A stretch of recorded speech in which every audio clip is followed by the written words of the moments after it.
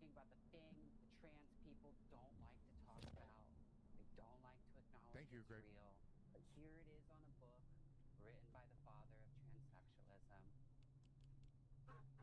Hey, I'll be right So I back. like I having gotta it on make the another backdrop. drink. So I'm trying to read the room here a little bit. I know Tommy is kind of against trans. What are you then, Oh crap. Ari? It's coming down right on I'm top of us. ultra turf adjacent. Yep. Pretty freaking aware. Thank you. I'm to the right of Donald Trump on trans. I'm to the right of every single Republican in the GOP on trans. shoot, I'm is it probably the behind us? most hardliner on trans in the Oh, room here. I yep. usually am. I'm very, very rigid about trans. I don't think it's Right there. ethical what's going on right now, so I want to shut it down like the southern border until we Northeast, and then kind of an isolated, sneaky Tornado little right zone here. in the New. I apologize. This is the Sights and Sounds of Earth. We're just going to cut straight in and go right to coverage. We've got some pretty serious tornadoes right now, and they're pretty bad. So we're going to go ahead and just get right into this coverage. We're in northern Indiana, the northwest corner of Indiana. We've got some really bad weather, and we're also looking over here at what is it, Illinois? I guess. I mean, it's all through here. Looks like it's already cleared Wisconsin, but it is going to move through the rest of these areas. Indiana getting it pretty bad. It's about to come across through there. So we've got a lot of bad weather here. I decided to dispense with the music and go straight into the weather. We've got multiple alerts coming in at the same time. It's a crazy situation here. We are in storm alert mode here at StarShip Adventures. I'm trying to get the chat room up.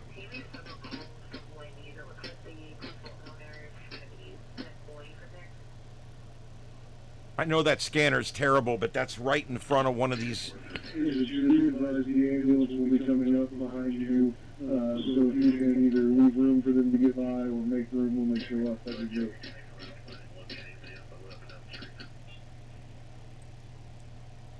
Okay, I straightened that out. We've got a number of tornado warnings. The first one we're going to go to here, this is near Lake Station in Hobart.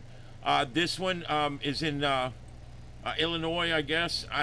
It's south of Chicago there. I guess it's actually going to be in Indiana because it's moved across the border now.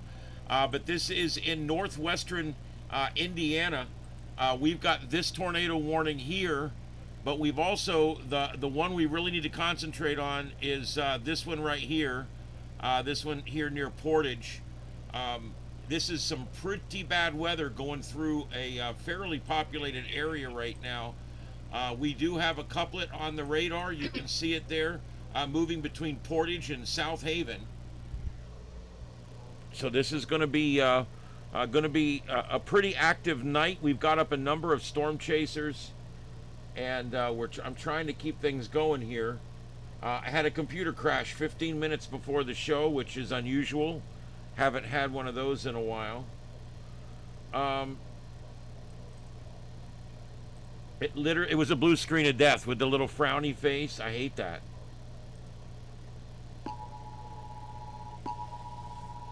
Makes me want to kick Bill Gates' ass. All right, I've got up some protest stuff, upper right, center left.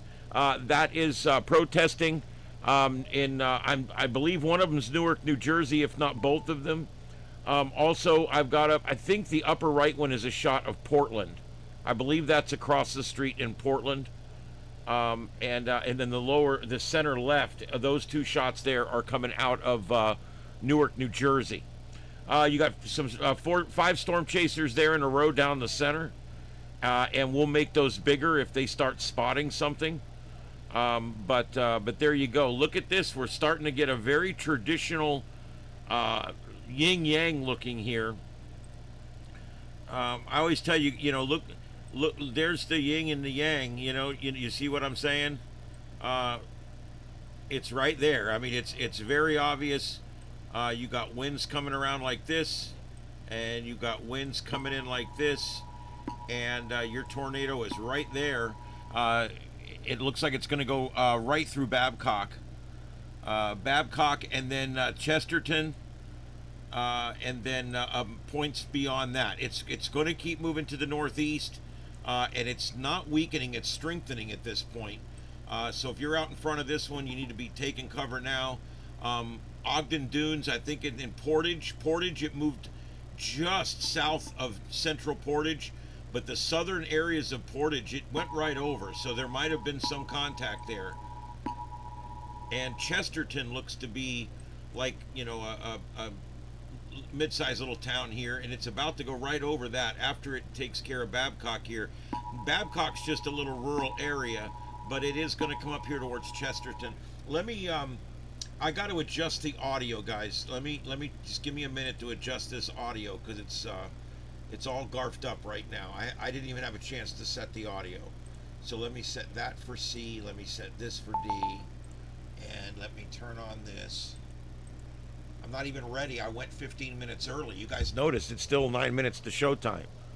I literally went early because I wanted to get up with this.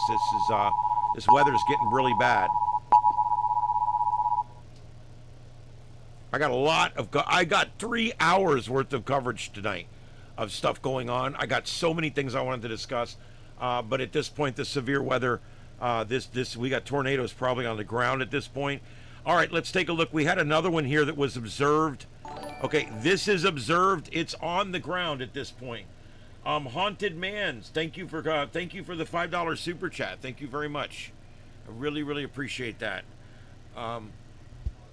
As I always say when I get super chats, I don't ask for them, but when I get them, I'm very grateful, and it all gets rolled back into the studio again.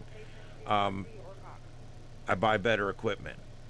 All right, let's see here. This is just south of the big lake right there, and south of that, we've got another couplet. Look at this couplet right here.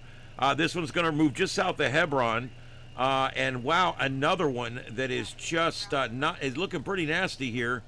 I could try. Let me see if I can find. It's in Indiana, Porter and Jasper. Let me check that real quick.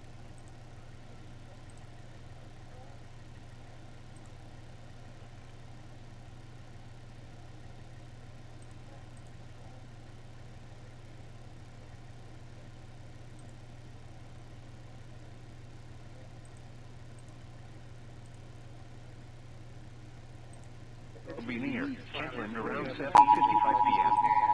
Barrel Park around 8:55 p.m. Eastern Daylight Time. Morocco and Brook around 8 p.m. We'll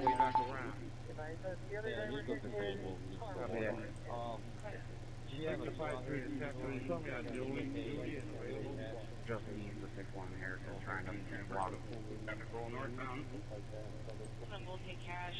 Get it on Airport Road, just off of Klein. 1094 on 1041.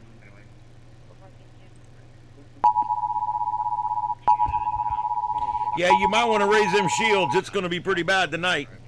That's for sure. Look at that couplet right there, guys. Luckily, this is in a less populated area. There's not a lot there, but that is a serious ass couplet right there. Let me see. We've got alarms going off so fast I can't even get to them all. Currently, about 12 or 13 tornado warnings. Here's another one. This one's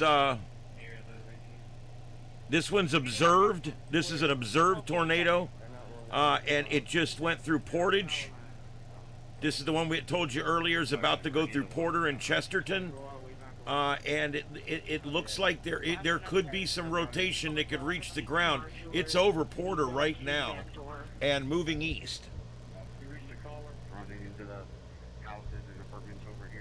There you go.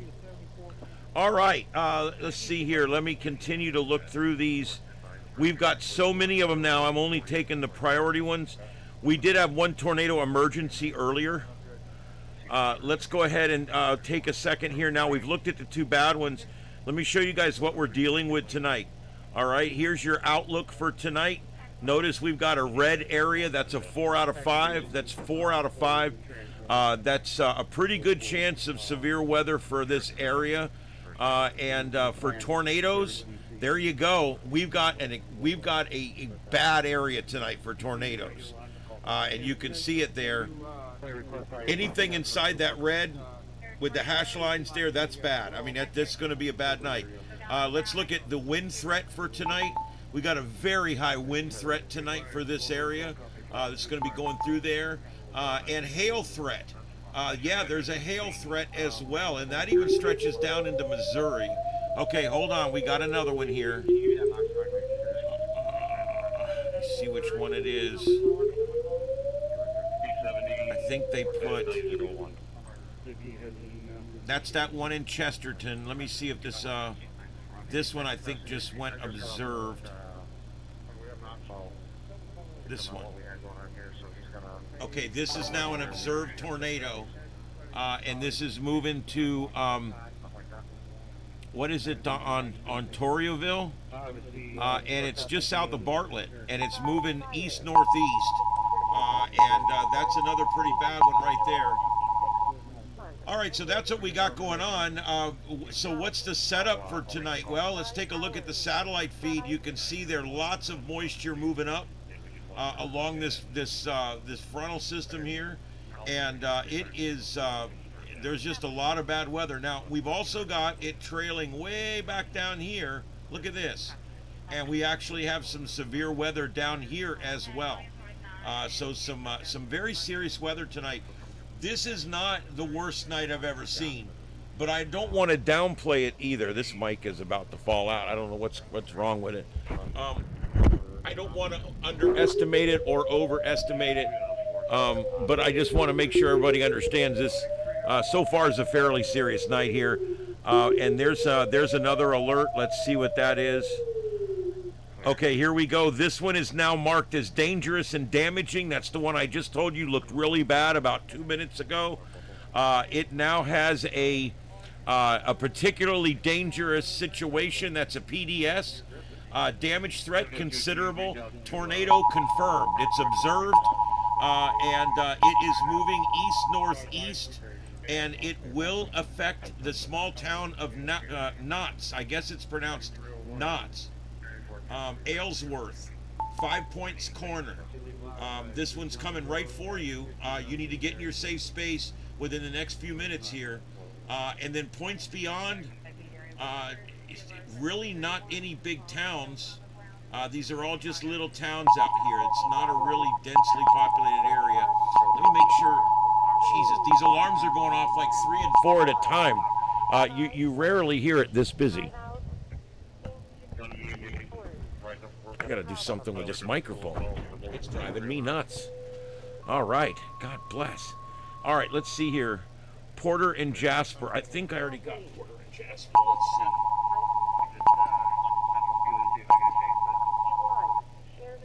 All right, I'm gonna turn that alert way down because I know it's too loud. I'm sorry about that. Okay, United States, Illinois. And then, didn't I say Illinois? And then, oh no, Indiana. That's what I got wrong. Porter and Jasper, Indiana.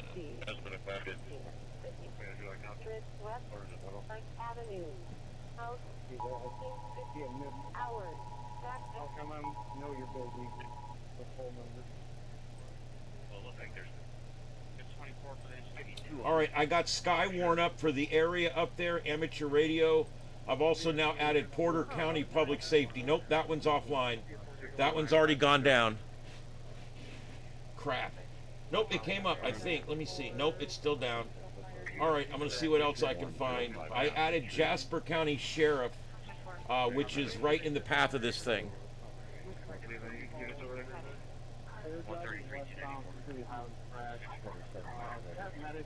Well, thanks, Haunted. I really appreciate that. Yeah, we need more power. Thank you very much for those. I really appreciate it. Thank you, thank you. All right, so this is moving east-northeast, and this one still has the PDS designation. That's particularly dangerous situation, and it doesn't look like it's weakening. I'm waiting for the next scan to come in. Let's take a look at it real quick. Back over on Reflected. Look at that. Look at the J-hook on that, guys. This one's got a hell of a J-hook on it. This one's this is what they call a one you would use in class to demonstrate. Look at this J-hook here. That's your inflow into your tornado. And then if we leave the line there and I switch back to here, boom, there it is. See that? Isn't that amazing? We can zoom out and see where's our tower site. All right, our tower site is where the hell is the tower site? Okay, northwest. Okay, so basically the green, just so you guys know if you're not used to reading this, the green is winds moving in this direction, and the red is winds moving in this direction towards and away from the tower site. When you start seeing these really crazy colors in here, like whites and purples and things like that, that's maxing that radar out. I mean, it's picking up some really fast moving rain. And that's some dangerous, this is a dangerous tornado here. I wish, I don't think it'll give me, look at that, guys. That wind is moving at 123 miles an hour at elevation. 123 miles an hour at elevation, guys. That is dangerous shit. This is a tornado. It's on the ground, I'm pretty sure at this point. I don't have that confirmed yet. It's confirmed observed. Particularly dangerous situation. Damage threat considerable. Tornado observed. Not sure if it's on the ground. I do have up Skywarn. Let me get these volumes up just a little bit more. The left ear is your scanner. I'm going to put on the Vox feature so that you only hear one at a time. Hobart area public safety just went down. As these bad storms come through, the power fails. Most of these systems are at people's private homes, so they're not on battery and they're not on Jenny. Subjects that were stuck. For Sherwood, 919 for Sherwood, for their cool effect flooding, for taking cover. Okay. All right. Hey, if I haven't said hi to everybody, hi everybody.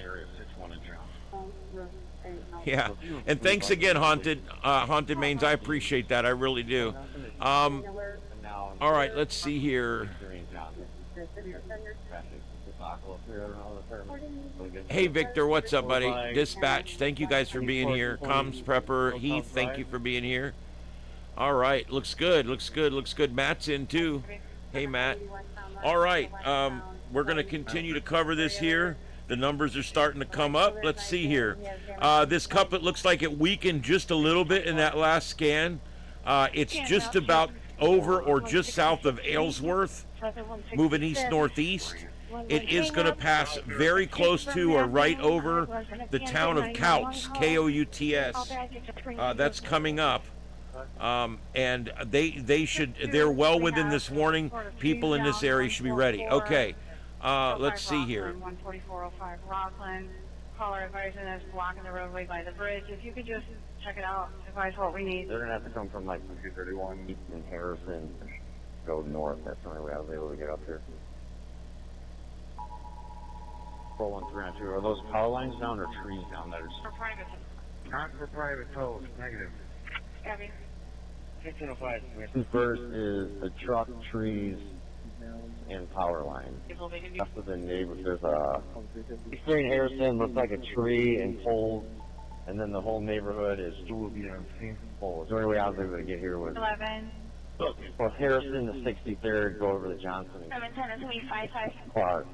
Out here, because this lady that got flipped over can't walk. Around where I was, because Harrison's completely... Okay. Merrill, trying to, if you haven't, can you maybe call the street department, see if they can help clear up some of these trees for us? It's going to be 55. So they've already been advised. Can you text radio? 392 out here. And north, put me on that welfare check on the child at 45th and Calhoun. After that, I'll head towards the auto theft. Clear. Clear, non-audible. 4th Street. Can you advise Merle that I checked 61st and Adams block over the line one? Now. 132, 114. I did 604. 4. I appreciate your help. Road hazard. 31 or 119. So, maybe. Otherwise, multiple parts. Duties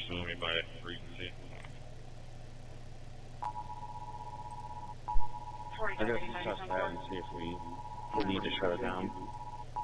I just notified the group of protesters as the weather situation. You can show 5969.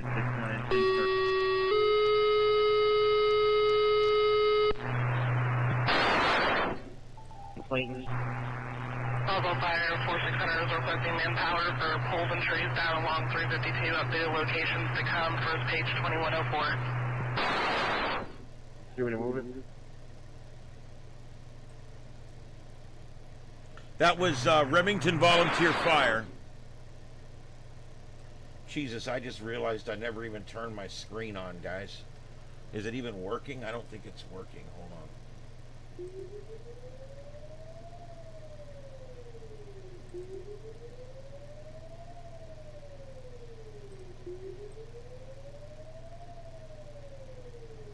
Alright, that's another siren going off. Sorry, I didn't even realize I didn't turn my camera on. Alright, let's see here. Let me look at this siren here real quick. We got another one. Okay, here we go. It's this one still. And they just reissued the PDS designation, particularly dangerous storm. It is observed. They've also added now 0.75-inch hail, so that's like quarter-size hail. And now considerable damage threat. Damage threat considerable. This is a particularly dangerous situation by the National Weather Service. And we are currently in Jasper and Porter County in Indiana. And you are listening to Remington Volunteer Fire, Jasper County Sheriff and Fire, Hobart Area Public Safety, Lake County Public Safety, Lake County, let's see, and Indiana District 1 Skywarn. I got all that up right now. Actually, I think the Skywarn went down. The Skywarn went down. Again, these are all hosted at people's private homes. So once the power goes down or the home gets hit or just the comm line goes down, the internet goes down, whatever it is, boom, we're done. No more feed.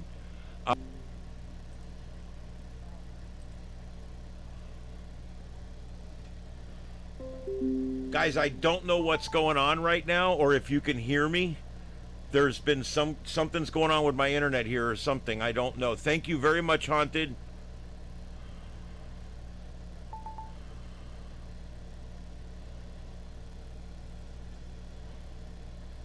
Shit, I don't know. Is this? I think I'm back up. We've lost this feed too. This one's gone into commercial endlessly. I don't know what happened. It just told me that I had been disconnected, and then it came back up again. So I'm hoping I'm live.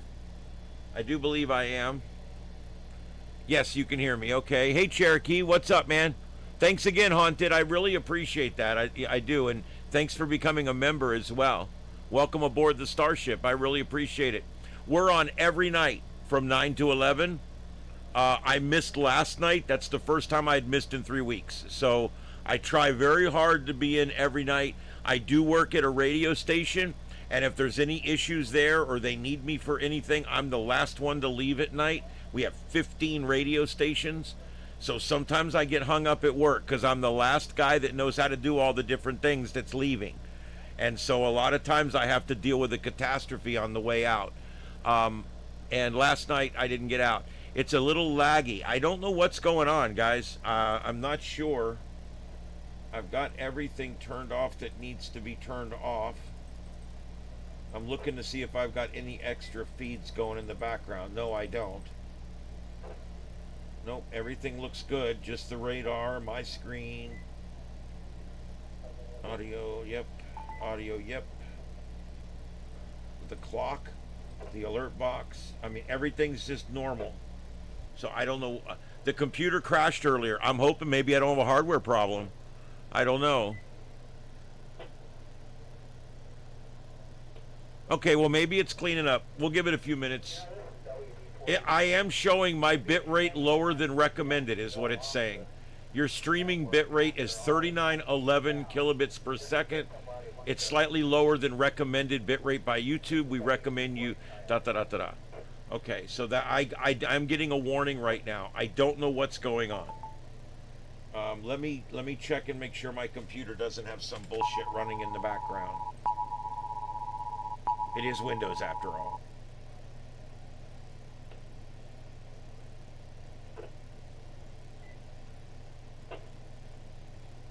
Oh, give me a break. CPU usage right now, 46%. My memory is near 90%. This is a memory hog. Everything's using GPU 0 desk, 3%, 4% network use, 4%. GPU 52, CPU 49. I don't understand why why it would be why I'm getting a warning about streaming. It could be something to do with something else. So let's just give it a few minutes. I want to let you guys know they just reissued this again. Particularly dangerous situation. Observed considerable damage. This is a bad tornado. This is turning into a long track. The good news is it shifted north just a little bit, and it's now going to miss Couts by just a little bit. It's either, I think that's Couts, I think is how they say that, but I do not know. But this is moving in the direction you see that arrow there, and it's pulling just north of Couts, and it looks like it's going to stay south of Malden, so hopefully that's good there. All right, I hope we're good, guys. We're going to keep on plugging away here. I'm going to wait a few minutes to fill this hole, just in case it is a bandwidth issue. We'll let things settle out here for a minute. Jeez, this is nuts. All right, let's take a look. They just issued another one over the top of this one now. Both of them PDS. Look at that, guys. They just issued another huge tornado warning here. Let me get the counties on this one.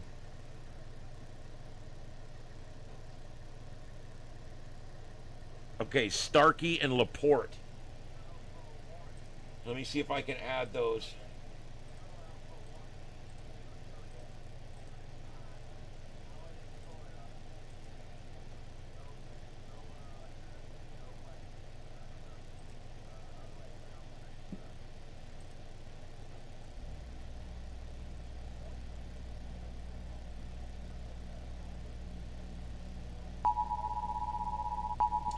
All right, I'm adding LaPorte County Public Safety. And all that's back playing again. All right, we'll put it in box mode.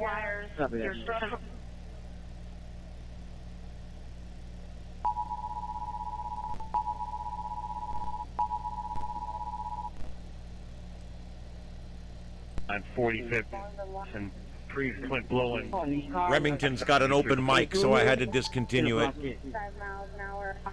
Tornado. Gotta reach 341. Near Michigan City. 341. Miles an hour. All right. The only warning they haven't issued on this one yet is a tornado emergency. That's the highest warning they can issue. Notified on Ops 4 that may be coming to Maryville. Train on 65th and Broadway is stopped. Could possibly be, can't get anywhere. They're gonna have to go to Mississippi Street over the hill to pass that train up northbound. Currently circling the area where I am on 45th and Ernest, and he just went south of Blacksmith. He cleared the flood. Over 1 team. Pickup truck, the pewter one, just passed me up going east on Klein. I think work over there and probably make another round. Starkey. I couldn't remember it. Damn it. My memory's just shot. 57, serial number Boyd Robert Henry Adam 476. Okay, I've added Sharkey County Public Safety, Sheriff, and Fire. Raymond, just start systematically shut. All right, and that Remington Volunteer Fire is locked up again, so I'm going to get rid of it. Anybody getting electrocuted? In District 13. South. Attention zone. Everybody north. National Weather Service in northern Indiana has issued a tornado warning for northern LaPorte and northwestern Indiana. Western Bering County. 9:45 p.m. Let fire know there's 4 p.m. some cars at 61 and Polk. Severe thunderstorms were located along the lines leading from town near Westville, moving at 35 miles an hour. Hazardous tornado radar is indicating location. Storms will be near Michigan City, Westville, Trail Creek, Long Beach, around 8:10. LaPorte 20, New Buffalo, Nat 20, 309. We're going to clear. South 61 computer one doesn't have on traffic. All right, we got a storm chaser behind this thing, but I don't think I don't know if he's going to catch it. I don't think he can catch it. This thing's moving at 40 miles an hour or something. You can only do so much ground speed. North, shut down all south. We need to shut whoever's coming in from 61st. The free Hobart unit. FD's requesting we have some. There's severe damage. Oh no, the warp drive's out. Well, Haunted, thank you very much for the donations. I really do appreciate it today. Thank you very much. And Victor, thank you very much for the StarShip Adventures gift membership. Thank you very much. And Mokum, but I can't confirm. what is it? Mokum and Down? I'm not sure how to say it. I talked to Yuri on the phone. Got a pretty serious situation in the area of Mokamadoma, if I had to guess. Sorry if I bastardized it up. I'm sorry. Let's see. County Police, Fire, and EMS units. This is an actual tornado warning. Tornado has been sighted northwest County, traveling northeast at approximately 35 miles an hour. Your emergency procedures immediately. Notify this department by radio if any witness activity or needs assistance. Look at that, guys. Emergency Management KSP 416 at 2016. It has strengthened again. We're seeing County blue and Fire purple. EMS units. This is an actual tornado warning. A tornado has been sighted northwest Stark County, traveling northeast at approximately 35 miles an hour. Get your emergency procedures immediately. Notify this department by radio if any witness activity or need for assistance. Stark County Sheriff's Office, State Emergency Management, KSP 416 at 2016.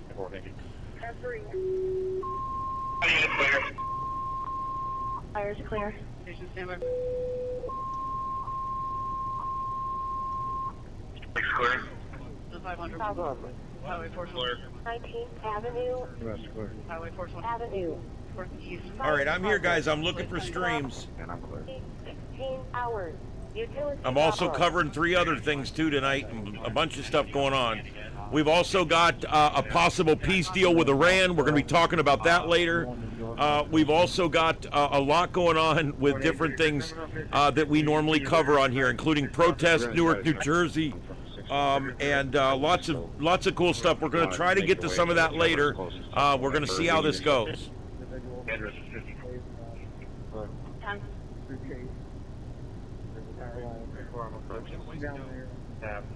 All right, let's see here. I'm looking to see if there's any new video from any of the protest locations right now. But this is a very bad tornado, guys. The couplet is showing that it's probably a long track and it's probably on the ground. If I had to guess, I'm guessing. But we do know that it's observed, and we do know that it's a particularly dangerous tag on there. And are you with Maryville Command? Terminal 71 is running around. South of the phone right now. I'm the state don't have to I'm going to try to shut everything down. So, want to make your way to what you... Because 71 told me elementary school on 61st, so we're moving that to 61st and 10th. From this, we can't even get 30 away. So if we just have big parking lots and stuff. I can't understand most of what you're saying, but are you advising 60? For now, put 1211 on the 313, 119. Keep 19th, and we're probably going to be. Okay, center left is Newark, New Jersey, Delaney Center. Multiple trees down all over the place. So the address here is 6121 Cleveland Street in front of DG Market. All right, new frame just came in. It's wavering a little bit, lost a slight amount of strength, but still a dangerous looking storm. It's going to go right over Wanata proper. It's going to go right over here. So it looks like the city's up, the little town's up here, though. It might pass south of Wanata. Same direction. We'll send an update out here. Hey, the U. I don't know what to call you. The U, unit, the U, new, 80. Hey, what's up, 80? The draft. We're going to be en route to the PI action at 254 northbound. And with Ford. 231. Yep, I'm not sure. I'll be honest, guys. I'm a big Trump guy, but I'm losing faith here. I'm getting really upset. I'm getting really nervous about midterms. I really wish he would just end this shit one way or the other.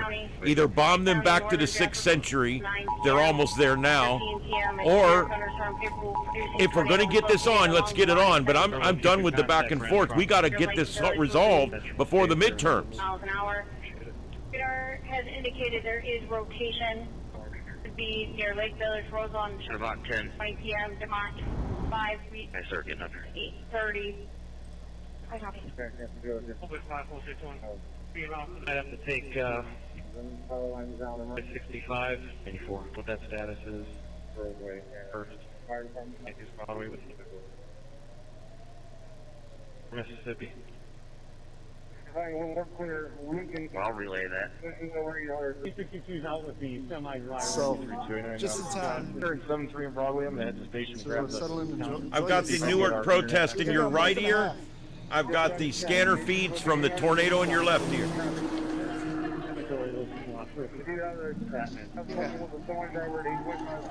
I'll record you interviewing him. Is that cool? I'll record you interviewing him. No dispatching our calls. You shows en route to 35th Avenue. So we can get an out channel, please. From there, once we get them. I just asked him how long you were in. He said a month and a half. So. I was trying to give him like a minute, but you know, the instinct to have a conversation. Might have solved our problems with the But you don't want to lose them either. Yeah. It's that's because I blew that opportunity with the person that was hit by the car because I wanted to give them space like hey, but I want to have a conversation. It's important to get that out there. I gotta get my car. And I saw what's your boy's name? Is he the uncommon personality kind of stuff? Yeah, I saw him have a. Oh, okay. The unknown. There we go. Yeah, they published it today. Yeah, it's good. Units be advised. I think this is a different feed. Call on that. Call 911 advised. Ronald Roberts is at his residence banging on the door. 1120 South 1025. Thanks, Haunted Mains. I appreciate it. Thank you very much. Right now we're north of there. All right. Thank you. Let's see here. I'm going to go ahead and put another one up here. This is out of Newark, New Jersey. Conversation with a gentleman who was released today. Got their hands full, but I cannot. Our 1101 here. We got BG on the scene. Have a pole. Back on the scene. Mileage 28,318 at 2121 hours. My batteries are definitely dying, man. My microphone's gonna go soon. I didn't expect to be here this long. Highland Fire Department. But it is starting. All more people to Maryville to assist, please. To pull up. Copy. It's gonna be to the pilot. Back on the scene. Yeah, Page Highland Fire to go mutual aid to Maryville, batteries please. are definitely dying here. My microphone's Yeah, I think that's a duplicate of the other video. There's a lot of people, guys, that just they put up whatever they can find, and a lot of times you get the same thing over and over and over again. All right. Looks like BG on the scene is there. Yeah, this stream is done from the music. So. Highland Fire Department or mutual aid to Maryville to assist, I please. want to put some of my equipment that I don't need anymore back in my car. But he's not live. See, people are carrying this guy's stuff right now. He's not even live. So you got to really verify. You got to verify everything to make sure it's not live. or that, you know, make sure it's not Memorex. Train out here, just so we can get traffic southbound. Also, emergency equipment in and out. 162 from 150. I just want to tell you guys some good news, a little bit of good news. I got demonetized on 2 videos last week, and I challenged both of them that I was a news person and I'm doing news coverage, and they cleared them both. They gave them back to me. So kudos to YouTube. Thank you. 391. Go south of nearby pole. We've got multiple fuses popped. Things down across the road and a tree across the road. That has to go now. And see it. Well, whatever happens in Iran, it's going to happen soon. It has to happen soon. Everybody knows it needs to happen soon for everybody's sake. So there you go. Yeah, that is a wedge tornado. This is the one we're looking at right here, guys. This is a giant wedge tornado. Let me see.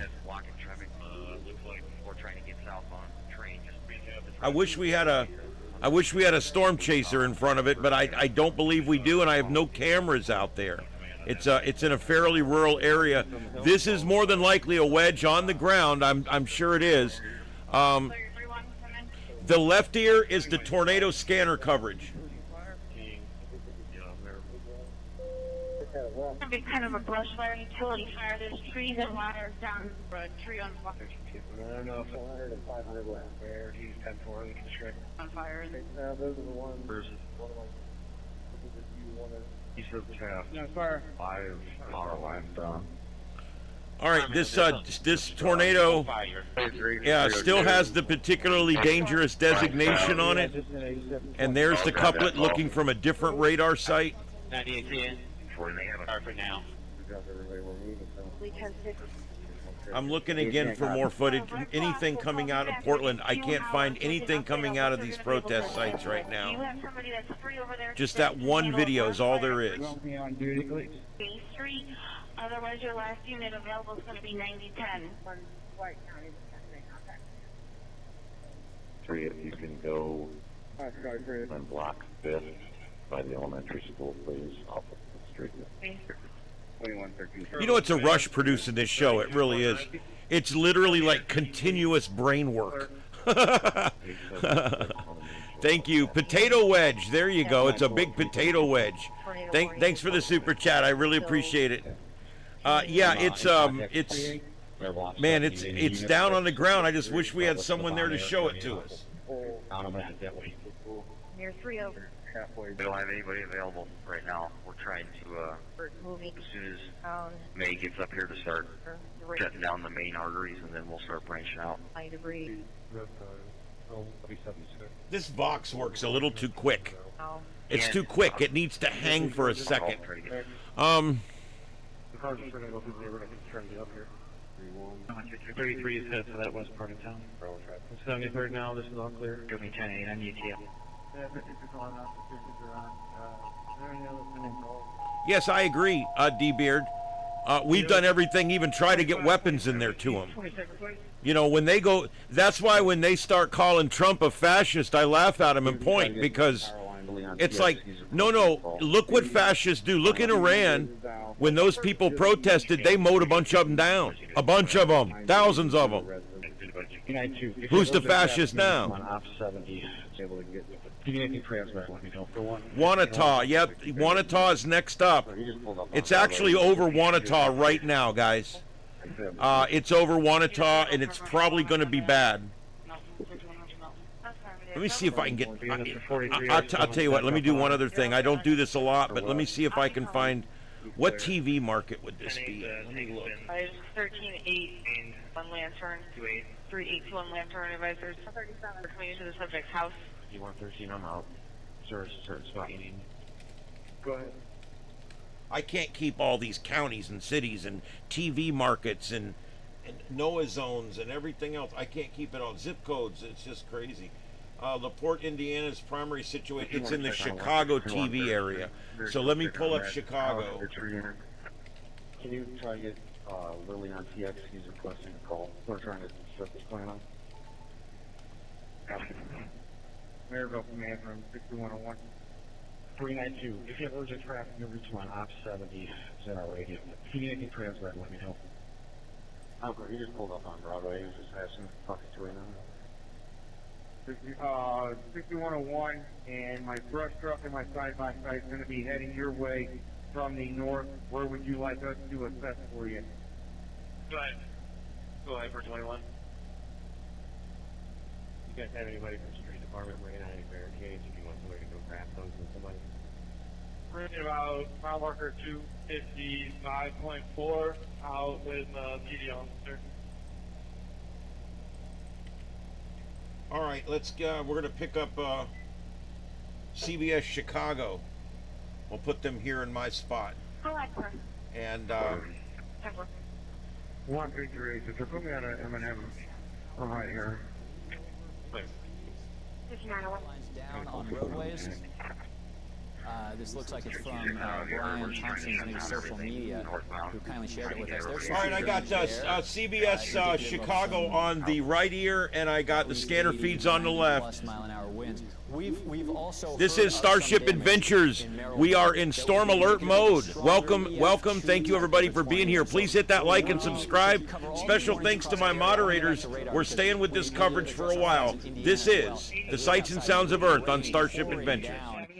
As this squall line of damaging winds and severe thunderstorm wind gusts and potentially embedded tornadoes moves through. Can I get weather 1, please? And say that one more time. Copy, go ahead with the phone number. Great, thank you. So here we go. So the tornado warning continues for the loop, still not out of the woods yet, out to Cicero and areas south of that, down toward the far south suburbs east of Oak Lawn. So Alsip, Dalton, Cal City. Alsip, you guys saw a heck of a wind damage event yesterday, and now we've got another one rolling through. The concern here, in addition to wind and tree damage, power line and tree damage, I should say, is embedded tornadoes. So let's just make sure we're not going to get anything in the middle of that precipitation shield. Let's just make sure we're not missing anything on the front line. And yeah, I still don't see any strong indications of a tornado on this. On the south side of it, again, we still need to be in our tornado safe place, especially with some shear showing up from Alsip to Oak Forest, heading toward Cal City and Hammond.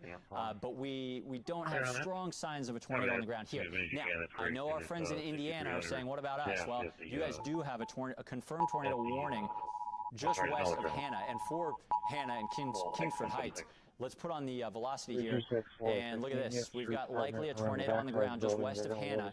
If we put a little motion on this, about 15 minutes or so, yeah, that was a really strong tornado likely on the ground. This is the same one that destroyed homes in Hebron, on the southeast side of Hebron. Remember, our storm chaser said he was chasing this, and then he came across people who needed to be rescued.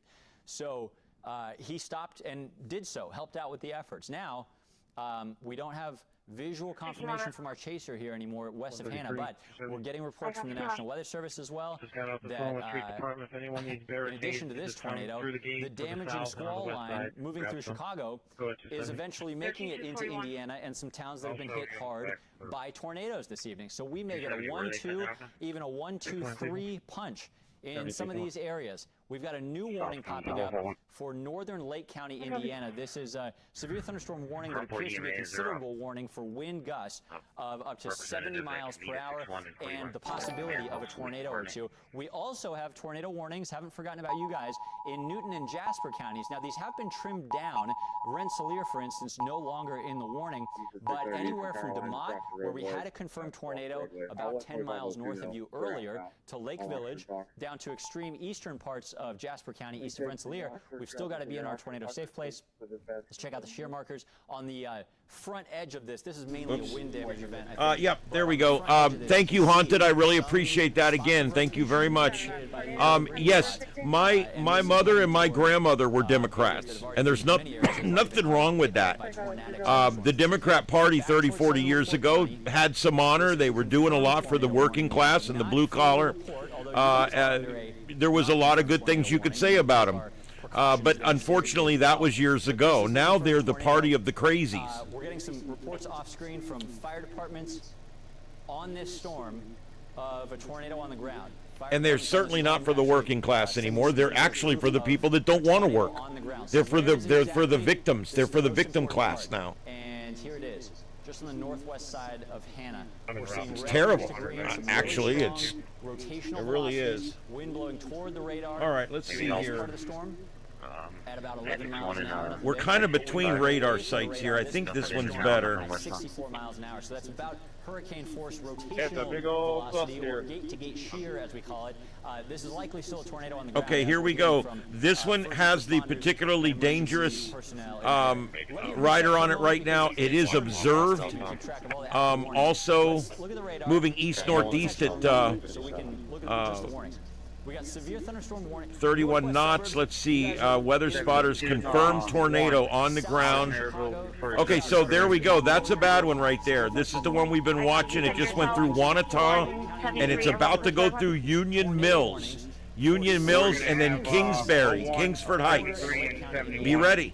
Maggie, Illinois. Hi, copy. Are you going to be at the fire station, or are you going to be at Favorite Elementary? Another siren going off. All right, that's for this one here. A particularly dangerous situation on this one now. Into these populated areas. This is the It's now observed as well. Kingsford Heights. Kingsford Heights, Kingsbury, these are among the most important spots on my radar right now for an imminent tornado. This is moving eastward at about 35 to 40 miles per hour. So this is there's no way for anyone to get through here going eastbound traffic. Yeah, that's true. That's true. President Trump was a Dem many years ago. Reagan was a Democrat many years ago when he was younger, too. There's nothing wrong with that. As a matter of fact, most people that change parties change from the left to the right, because you start out on the left with a big heart, and then you end up understanding it later, and you end up on the right. Together, this will be pushing out of our area toward Roll down, so I'm going to be stuck up here with. So let's check back in on this location of the possible tornado. At times confirmed. All right, stay with us. The coverage continues. I'm going to step away for a second. You can see this red area showing strong 133, 406. Once I drop these phones off, I can head that way. Before I go, we've got storm chasers in the big window. Directly above a storm chaser there as well that's on a cell. Upper right, which is in commercial right this second, that is going to be the ice facility in Portland when it comes back up. And the center one over on the left is Newark, New Jersey. I got Fox Weather, I got Chicago, CBS Chicago, and we're going to continue monitoring. Stay with us. Reports, but any visuals we get, and we got a whole team of people 8620, upstairs this will be working on 345 it. South We J are Street. working on getting it done. 345 So South as we J watch Street. this confirmed tornado moving towards Dom, I am Skywarn trained. I am Skywarn trained. I'm also, as you know, a licensed amateur radio operator, and I am Skywarn trained. And I Skywarn when I need to get on there and report it. I have the number in my phone, and also I have the NI4CE system here on UHF, which I can report directly to the National Hurricane Center on that, or the National Weather Service office in Ruskin, Florida. So there you go. Yep, Skywarn's a good program. They don't put much money or effort into it, but it's a good program. This was delayed until 10, is that right? Yeah, so this concert's still going on until 10. I suspect the nearby bars Nothing that we can do. sorry, it starts at 10, that's what I meant. I suspect the nearby bars are quite full this evening as people wait on that concert and seek shelter. Back to the radar we go, and we're back to the Cook County warning. Are you watching Chicago? Kylie, you got something else? So no, so Chicago's not included in it, but we still do have some sections So Chicago's of Cook out County. of the tornado warning? Yes. Good. Everybody in Chicago, thank you for taking your tornado precautions. You can now come back out. Kylie, let's get to what you're watching. Yeah, so I was just going to give some folks the all clear because I know we've had a lot going on over the past several hours. Even yesterday, we had a lot of these storms roll through. So we're going to start to approach the 9 o'clock hour here within 20 minutes, and we're going to start to give folks the all clear, but now this is going to be all about the cleanup. So places including Lake County, McHenry County, you are still under a flash flood warning. That goes until later this evening. We've received here multiple inches of rainfall, and it still does look like we're going to be in for a little bit more rain, but it's just going to be light to moderate bursts of rain now since that cold front is pushing through central Cook County. Places including LaSalle County, DeKalb County, you currently have dry conditions too, so you don't have to be in your basement anymore. It looks like for central portions of Joliet, we still have a severe thunderstorm warning, so In the meantime, just until it expires, to be on the safe side, make sure that you stay inside your safe place. For Chicago itself, central Cook County, we do not have any active warnings at this moment as this line continues to bow, moving around the lake, getting closer to northwest Indiana, an area that already was hit super hard by all this rain and these storms. But we still do have portions of Cook County, like Burnham, Calumet City, South Holland under a tornado warning. I want to go ahead and take a look at the velocity just to see if we have any amount of, it looks like, rotation. It doesn't really look like it at this moment, just some super strong winds associated with it. So I think this is going to be a situation very close to what we experienced yesterday, where it's just going to be a lot of heavy rainfall coming down at a quick clip, plus dealing with some very strong winds, possibly hurricane force wind strength. So it looks like we still do have an active warning, and let's see what time this warning goes. So places including until 8:45. So places including those locations that I just mentioned, Calumet City, Burnham, you can come out at 8:45. So within 4 minutes, and then you should be good to go unless this does get extended. We're still dealing with some severe thunderstorm warnings around the lake into northwest Indiana, and then still we're really monitoring the port. All right, here it comes, guys. Kingsbury, 5 minutes. Salem Heights, about 12 minutes. Stillwell, 13 minutes. Fish Lake, 17 minutes. 9:15. This is on the ground. For places, let's zoom in. Looks like it's just towards the north of Dewey. So Kingsford Heights, Hannah, you were included in that tornado warning, and then back up towards LaPorte, as well as Olive, closing in on South Bend. Thank you, Haunted. I really appreciate it. Seriously, I do. Thank you. North Lake Park, like Shoreside area. Right around Kingsford Heights. So you need to make sure. Yeah, it is an ugly storm day for sure, Will. William, it sure is. Possible of an interior room away from windows, as well as away from doors. Putting a radar scanning back on. And I want to look at the lightning strikes because there has been a lot of lightning associated with this as well. And yeah, you can see all of those lightning strikes. I've actually been noticing some reports, not for our exact viewing area, but there's been reports of some fires. I'm not sure if there's fires that are from transformers that were busted or from, a cloud of ground lightning strike. Of course, we're going to work really hard all night long to get you that information, but you really do need to seek shelter if you're still underneath one of these warnings. But for Chicago, at least, David, we do have it all clear, but of course, it is still going to be raining outside. Absolutely, yeah. And I want to show you the confirmed tornado warning and then read something off my phone to you from our chaser. The confirmed tornado. All right, let's check on this other one here. We've got this is the other one that's particularly dangerous. Not quite as bad as that last one, but this one's pretty bad. And it's going through Clarksville right now. And this could be causing some damage there. Although fairly rural, but this is going to be going through Lansing. I think this particular storm will be north of Lansing, but this entire line is going to be coming through Lansing here in just a little while. That's more of a metro. Lots of people live there, so have to watch that. You guys remember when we're dealing with tornadoes, okay, a lot of times, just like with hurricanes, you could have a Cat 5, but if it doesn't hit anybody, it doesn't hit anybody.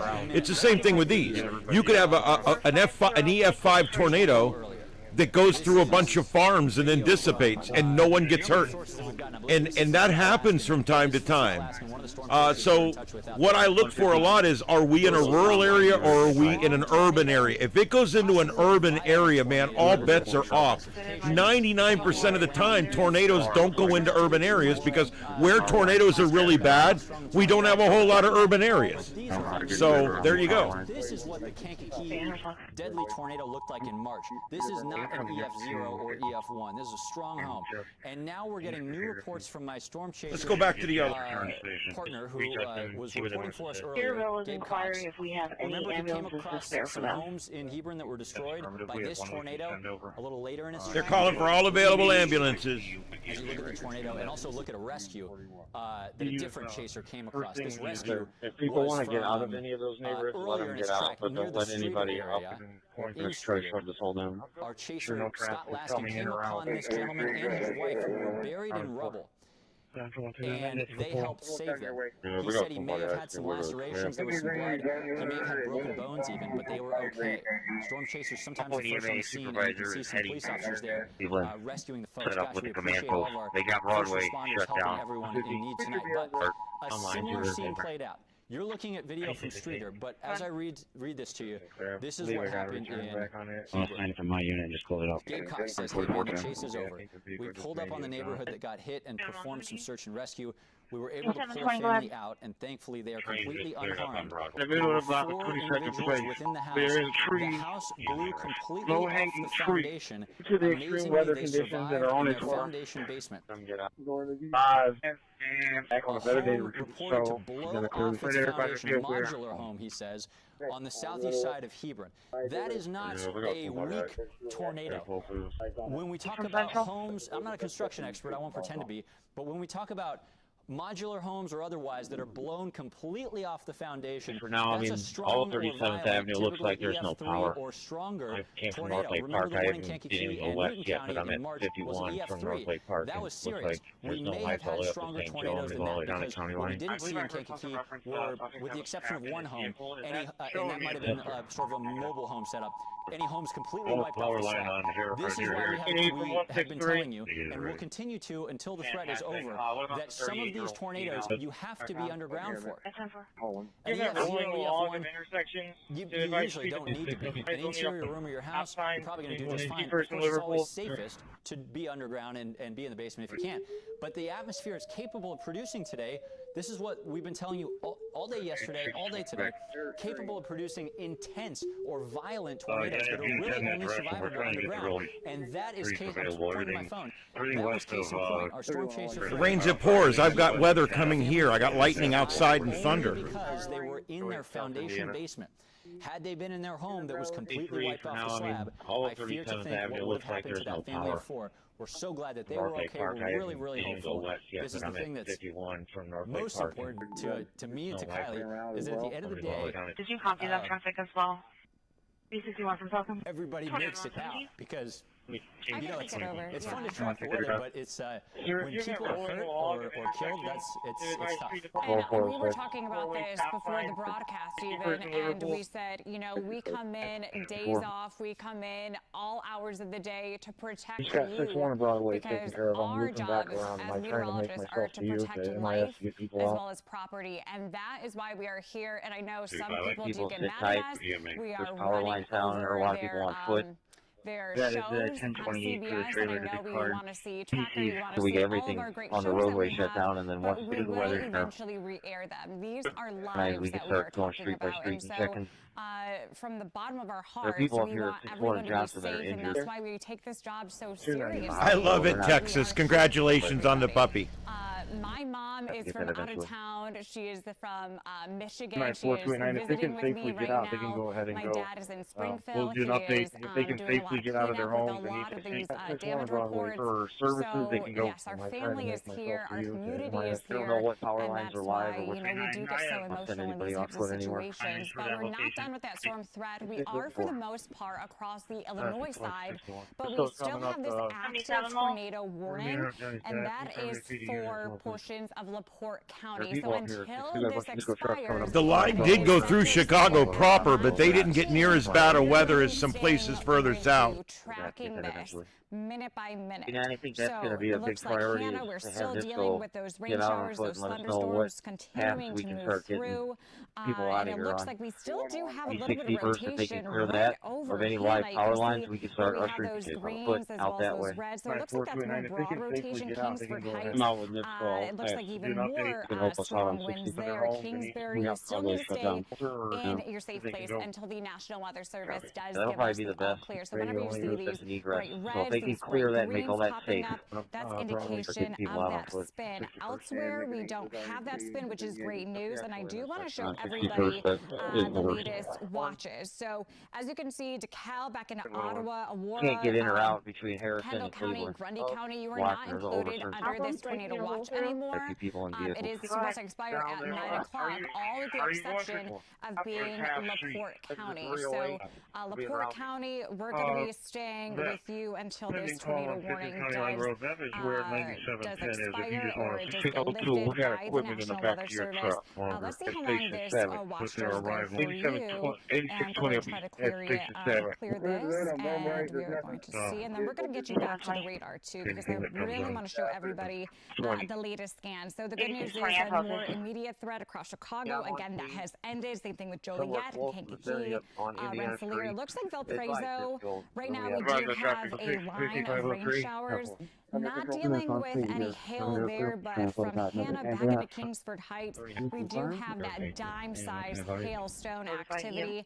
And this is all due to that line, this one cluster that is still moving through. So we're currently still dealing with these deep reds, these purples. That's indication of those heavy downpours. And since now we're coming up to the 9 o'clock hour, this is a time where, a lot of folks are going to be wanting to go outside doing that cleanup. We've already experienced a lot of hard-hit communities. We saw a lot of that video happening. Well, now it's not the time to go out, survey everything, because it's dark and it's dangerous, because with all of that debris that's around, so it's going to be tomorrow. It's going to be a huge Okay, they're going to have to reissue this in just a minute. You can see that the tornado is about to travel outside the watch box, so we're about to see what they're going to issue. There's another one northeast of here too, but it's more of a bow echo than it is an actual couplet. Sticking with this last tornado warning that we have until 9:15. So again, they could expire early. I'm not seeing anything. Northbound,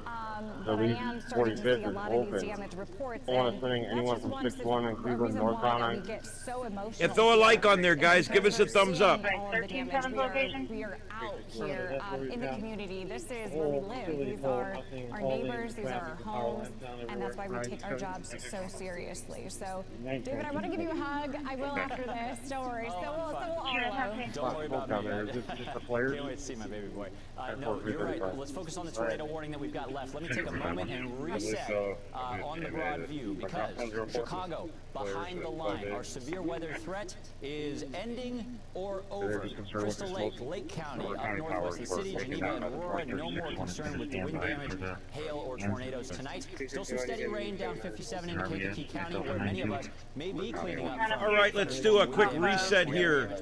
All right, hello everybody. My name is Ian. This is StarShip Adventures, and this is live, multi-screen, comprehensive coverage of the sights and sounds of Earth live as they happen from coast to coast and around the world. Thank you everybody for joining us tonight, and thanks for all the super chats, Haunted. I really appreciate it. Thanks for all the support, everybody, and thanks to my mods out there. We're going to be going for a while here tonight, so don't go anywhere. I am live tonight in North Fort Myers at StarShip Studios, where I have lightning and thunder about 12 miles away outside, so we may be getting a storm here at the studio while this is going on. Thank you everybody for joining us. We are watching severe weather across the Midwest near the Chicagoland area, and we have a tornado, I believe, on the ground near Fish Lake, just south of LaPorte, and that is going to be in northwest Indiana. And so we've got a particularly dangerous, that's thunder here at the studio. We've got a particularly dangerous situation right now. I have a storm chaser on it. He is going as fast as he can. He's trying to get ahead of this thing. This is Brad Arnold. You got to love this guy. He's a pro.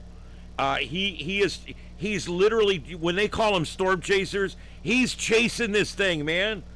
So we're going to get back to that. Let's go back to the grid. Thank you everybody for being here again. My name is Ian. This is the Sights and Sounds of Earth on StarShip Adventures. Thank you for being here. So mariners, hopefully they all sought safe harbor and safe shelter. Back to the confirmed tornado warning, and we're checking where that is. It's just about to exit, well, not the county, but the watch box, the warning box. So just north of Kankakee, Indiana, near Hamlet. This is where we likely have a confirmed tornado still ongoing this hour. Something kind of significant just happened. They allowed this to go out as a severe thunderstorm warning instead of a tornado warning. It's still in a tornado warning right now, but it's just about to pass outside of that. So we're going to see if they upgrade this one. They're just saying now considerable damage threat, possible tornado, 1-inch hail in this red box here that's now popped up. So I'm anxious to see if they reissue a tornado warning. We've kind of lost the couplet, but we still have some real close winds here, and we still have some strong winds. So they may reissue this tornado warning here momentarily. We're going to watch.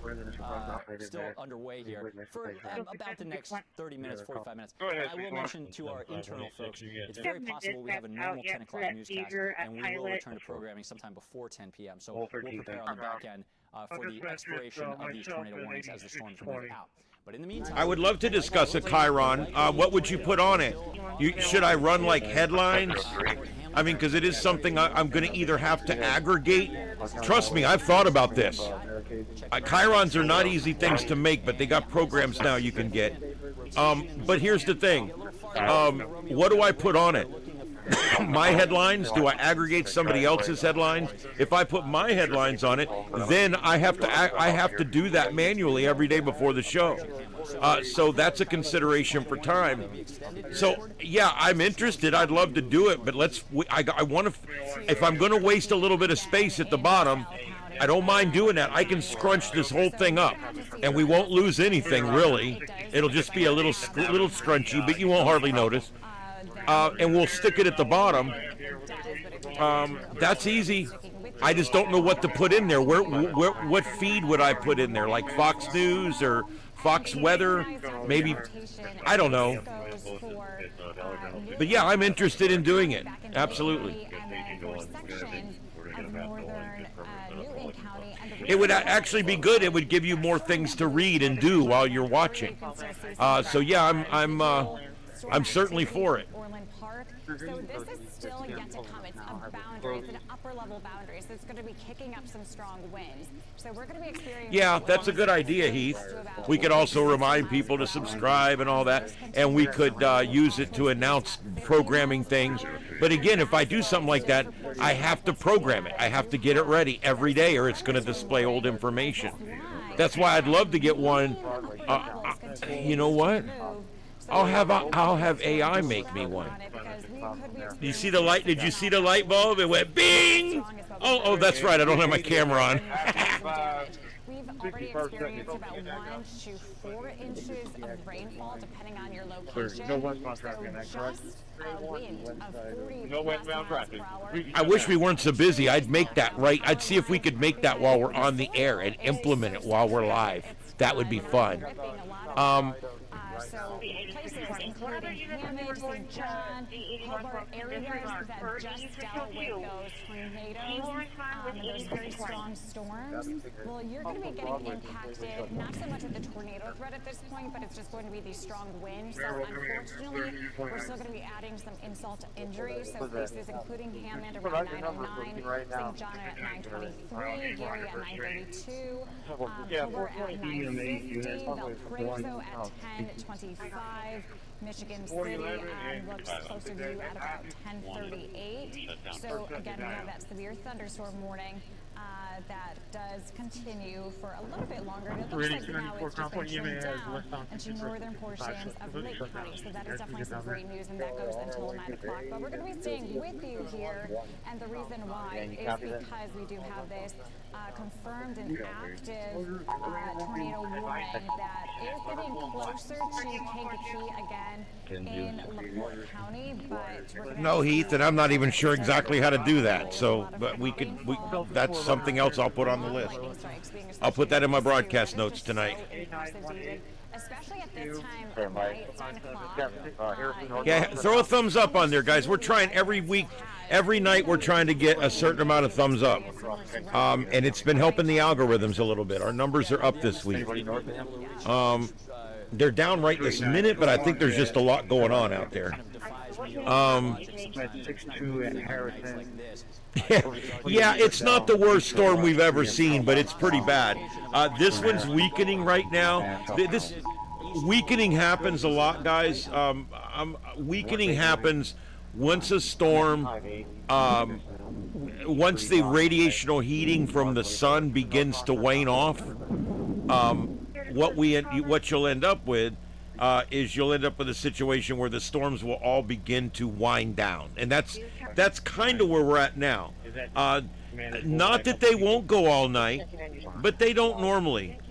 You can see here, this one, you can see the couplet kind of dying out as it goes, and it loses that yin-yang look, and it gains more of just like a curved line. And that's it flattening out. It's probably not on the ground anymore at this point, I'm sure. We do have a tornado warning. Let's see here. We got 4 tornado warnings. This one here is a radar indicated. It's about to expire, and they may not reissue that one. This one here is there's a little bit of a couplet there, right at the edge of that line. Tornadoes will form on the edge of these lines. It's not that unheard of.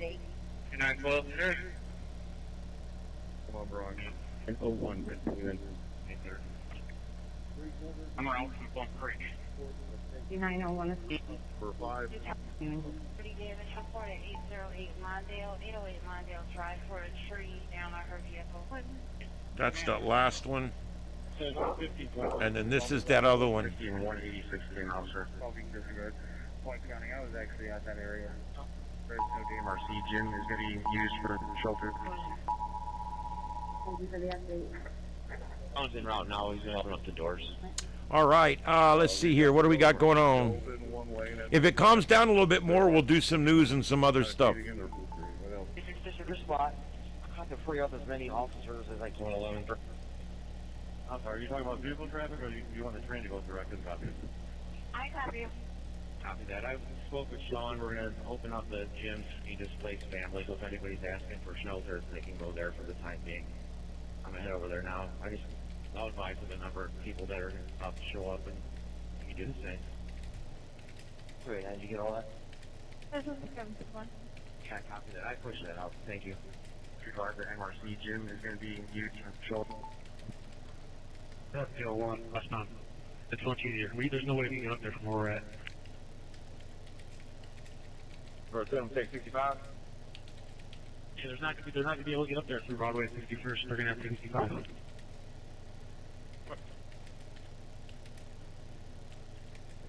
Well, let's go ahead and utilize EMA as much as we can so we can free up units to go and help.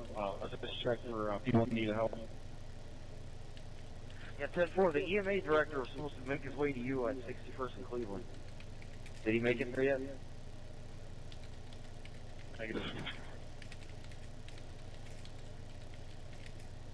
I'll see Axel and try to get with you, and then you can coordinate where we need them from there. Are all of everyone that's checked into 289 at their location? 409's at 57th and Broadway. 406 is at 57 in Harrison. I'm roving right now. County took over. They've got southbound from 57th in Cleveland block.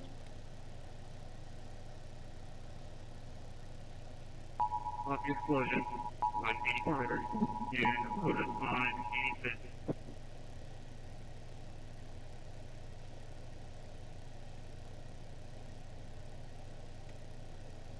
The windows are all busted out. Lights are on the building and going to be in the rear of the building. Copy.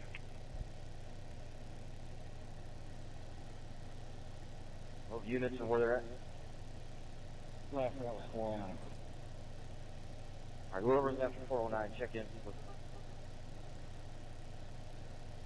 422. I'm gonna free up. 446 is taking over where I'm at. I'm at right in front of the chateau. All right, let's try this. Oh, look who's back! Look who's back! This woman. They had cameras in the gym, and they've now lost I everything don't for them. understand We're it. gonna check here. I'm Other than that, totally I've got lost some as to property. why she has to come up every single day on my channel. God, it aggravates me so bad. I don't even know who that woman is. Oh my God, I think I built this thing. Guys, AI is the best thing in the world when it comes to building AI.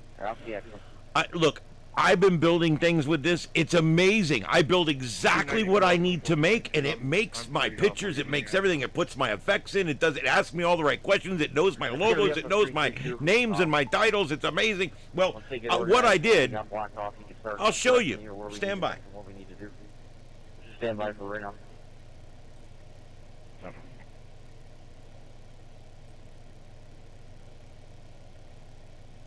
332-406 is checking in. I'm roving right now. I'm currently at 57 in Harrison. If you need me to go somewhere, let me know. I want to show you guys this because there's no reason you guys can't be doing this yourself. 407 available on that 73 in this. All right, so real quick, because I don't want to cover the screens up too long, but you can see here, I asked this thing to make me a ticker maker, okay, to make me a ticker, and over here, it allows me to, I told it to allow me to put in up to 5 RSS feeds, and then I told it to also allow me to put in up to 10 of my own headlines, like, don't forget tomorrow night we're starting late or whatever, okay? And it's done. So now what we need to do, let's see if we can do this here real quick. Fox News RSS feeds. So then you go to Fox News RSS feeds. They got a whole page for that, and you can pick which RSS feeds you would like to do. Like the latest headlines is this one right here. So we'll copy and paste that into here. Yeah, they could probably get boom. We just need, if we can open up 61st, at least a lane of traffic for vehicles, that would help out a lot. It's not letting me put it in there. The semi and the power line.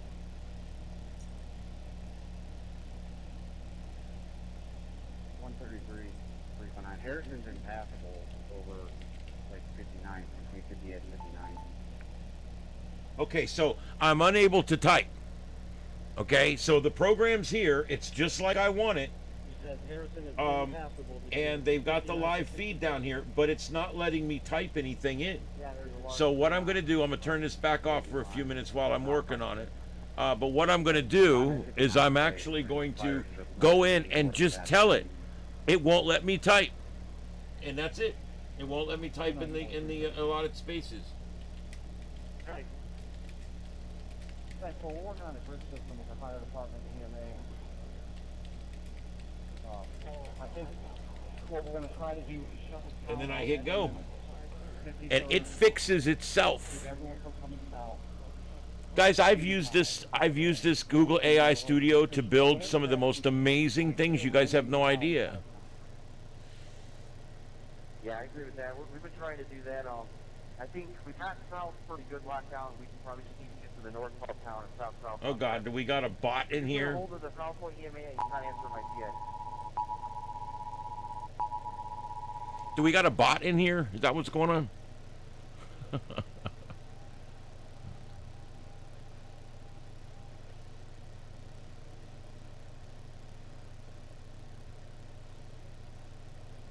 Yeah, I don't understand what people get out of that. I mean, I could understand if I was doing it to try to feed my algorithms, which I assure you I'm not. But other than that, I don't understand why anybody would feel the need to do that, unless it's one of our trolls that's a liberal and likes to troll us in here. Could be that, you never know. Even a blind squirrel finds a nut every now and then.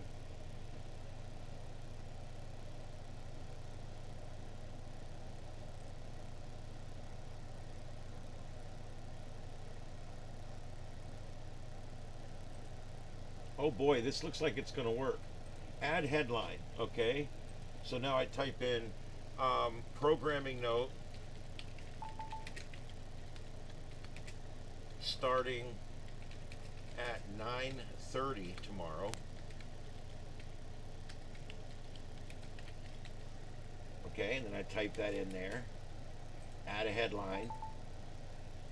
This is the sights and sounds of Earth on StarShip Adventures. Okay, got that in there, and that's 2 headlines. Now let's add our RSS feed from Fox News. Copy, paste, and now world politics, science, health, sports, travel, tech, opinion, video.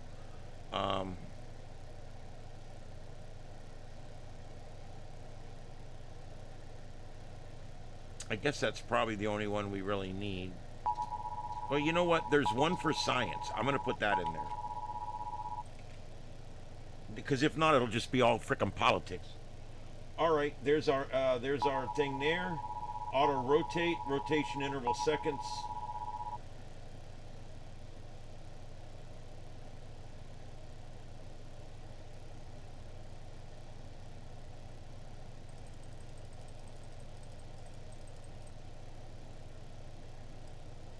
Okay, is that working? Open ticker view. No active display. So what do I have to do? Hi, Mama.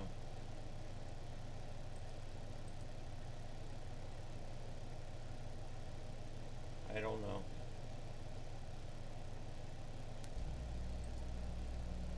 So, okay, so it's not working. So what I do now is I type in here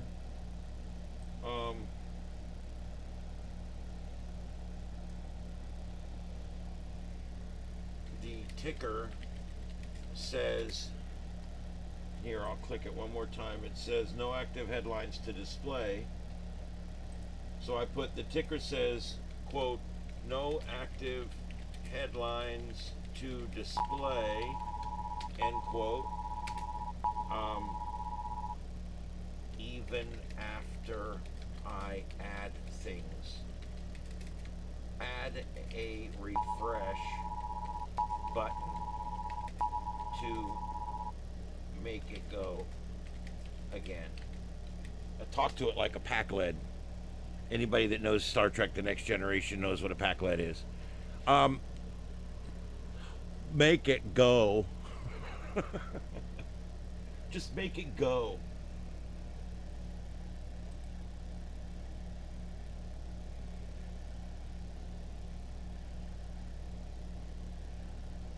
Okay, so it's doing that. Guys, some of the things you can make, you can literally make a thing that will help you with your grocery list. I mean, it's crazy what you can do with this AI. I made a program, I made an AI by telling the AI to make an AI program that would listen to Trey's show and then give me a transcript of the show. And would you believe I made it? It worked. I popped it in there. We were able to search for what we were looking for, and bam, just like that. It was awesome. So that's kind of cool. I've made the squares on my thumbnails with all the different things that are going on in the world. That's all automatic. I put in what I want and it makes it. All my meta tags, I made a thing that makes all my meta tags, keywords, hashtags, descriptions, titles, all this stuff. I made a thing that makes my pictures for my commercials, my posts on community. I literally made a program that has like 8 different types of pictures that it makes. And I can press all 8 buttons and it'll make all 8 of them at one time off the same prompt. It's amazing.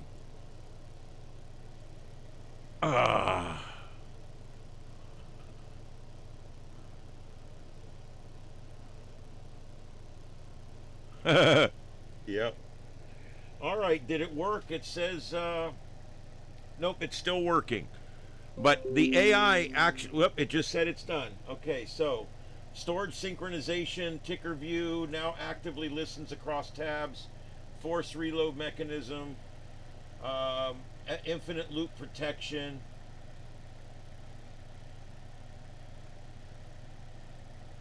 Okay, so there we go. Now it's back in there again, and it actually kept some of my stuff in here. All right, so let's go back and get these two. Shit. Damn it. You know, as years go on, it's harder and harder to accurately mouse. All right. Despite the fact that that's about all I do every day is mouse. Okay, that's all done. That's all done. Force reload. Open ticker view. It still says no active headlines.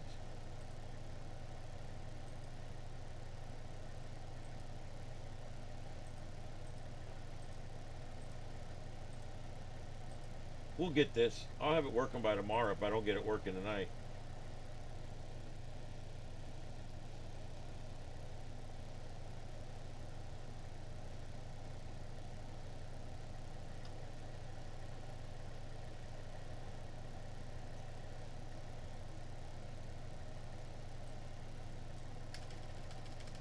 It doesn't like those RSS feeds.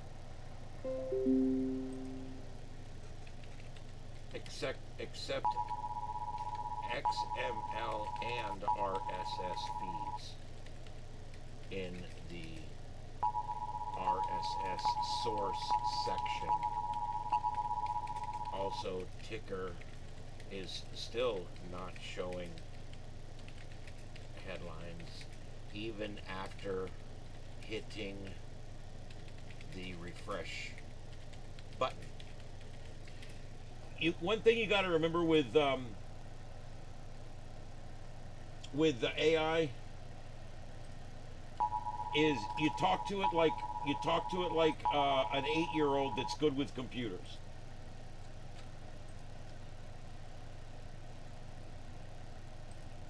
And I've told a lot of people that, and they're like, you know, you're absolutely right. You talk to AI like it's a 7 or a 10-year-old that really understands computers really good. So you don't have to explain the computer side of it. You just have to explain the human side of it. You know what? I tried for 2 days, 3 hours a day, to get that log to transfer over from the Hunter log on POTA to transfer my log over. Couldn't get it to work. And do you know what I was doing wrong? I was over-explaining. I finally asked Grok. I said, Grok, I'm trying to build this and it just doesn't work. I said, I'm in Google AI Studio. I'm trying to build this and it won't work. I give it all the parameters. I give it all the different information on how to make this file, what it's looking for in that file. You know what Grok told me?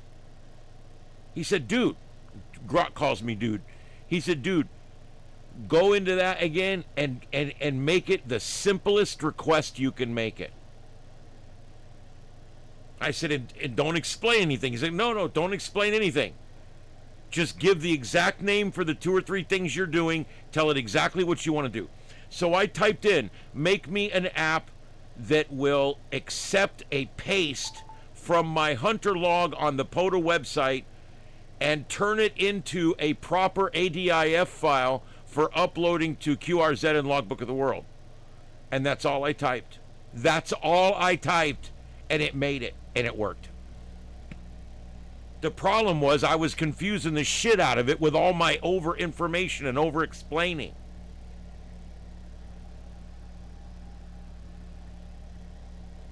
Okay, so hi Mama Kitty.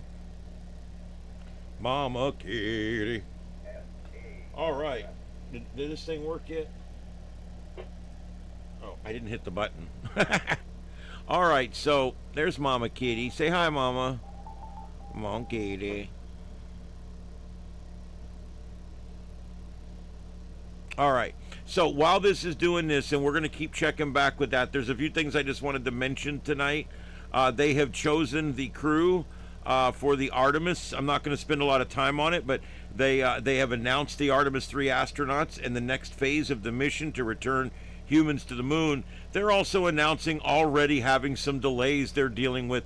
Look, space travel is some dangerous shit. It takes a long time.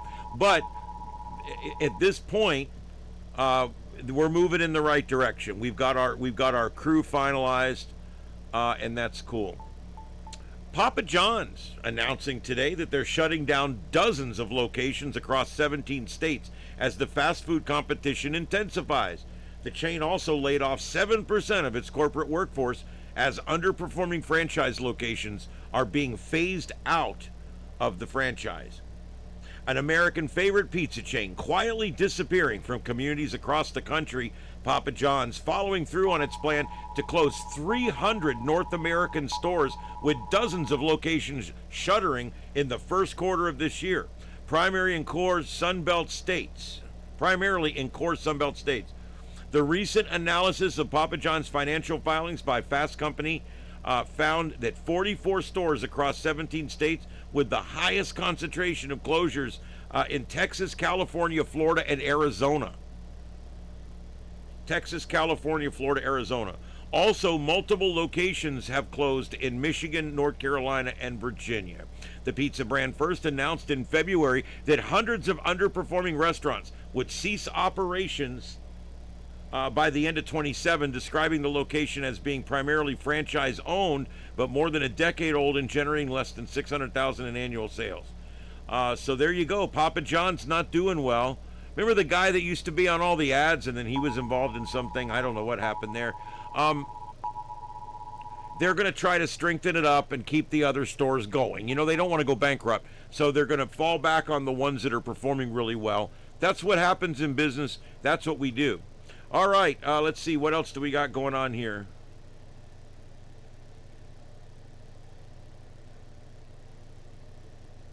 Loudoun County parents not satisfied after school officials testified on transgender policies yesterday on Capitol Hill. Superintendent Aaron Spence remarked at Capitol Hill hearings sparked backlash over parental rights concerns.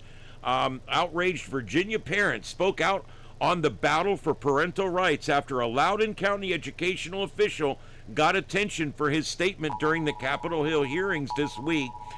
I love how they take the same three facts and twist them around three times. One concerned mother told Fox News she feels obligated to speak out against the long-standing program, not only for her own children, but for the others who feel they have no voice. I feel compelled to stand up and speak to protect my own children, but also to protect 70,000 other kids whose parents may work for the federal government or who work for corporations, and they're afraid that they'll lose their job if they speak up about the treatment of their child. That sucks. And the retaliation, that retribution is well known, so I cannot speak out on this because our school systems were so good for so long, but they're terrible now. Platt's children have attended school in the Loudoun County district where transgender debates have abounded in just recent years. Her children said, have witnessed students socially transitioning for quite some time.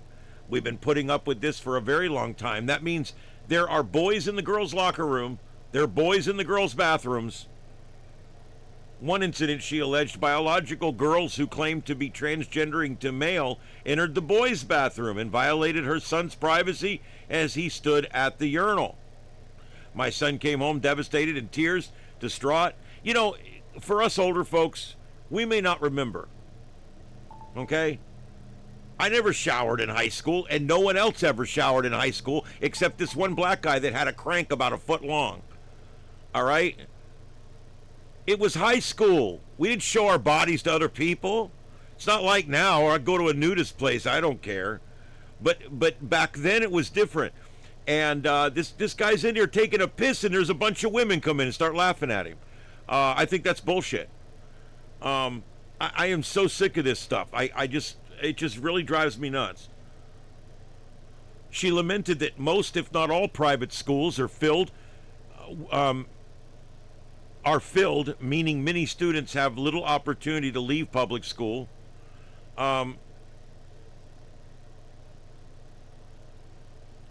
So she's saying all the private schools are full, and so she has no choice but public school. That's not the case down here in Florida. We've got private schools opening everywhere, and I'm going to get to that in my next story. School officials from other parts of the U.S., including Chicago and San Francisco, have testified before members of Congress, answering whether biological males should be allowed to enter spaces designated for girls. Loudoun County father Seth Wolf reacted to school officials responding on Thursday, telling Fox and Friends he wasn't satisfied with their remarks on Capitol Hill. This should be about kids, education, and safety. We send our kids to public schools for them to get an education, and then for them to have to worry about all those policies that keep these kids unsafe. It's just not right. Wolf alleged that the problem has worsened over 5 years, arguing that policies in place take the rights of parents away, and they do. When reached for comment, the Loudoun County Public Schools, let me guess, they didn't comment. Office Director, Fox News Digital, to Dr. Spence's opening statement to the House Committee on Education and Workforce. So in other words, when they asked for a statement, they directed them to the very speech that pissed them off in the first place. Why does government not answer to us? Why the F does government not answer to us? I want to know. I want to know. Why is it they hold a press conference and they tell us absolutely dick? All right, we get nothing out of a press conference. They don't tell us anything. They feel like they got to hide everything. We're finding out now through UFO disclosure that these bastards have been hiding shit from us for 100 years. Which we knew already, but now we really know. What the hell? Why does the government not feel like they answer to us? A school district answers to parents, and by God, they answer to taxpayers. I'm not a parent, but I'm a taxpayer, and that's my money. I'm paying to educate everybody else's kids, and I'm okay with it. But by God, these schools got to run better than this. This is nuts. This is absolutely nuts. What are we doing? Public schools. Well, that brings me to my next story. I got to find it here because I got so many tabs right now. That's not it. Let's see here. I know I got it up here. Oh, come on.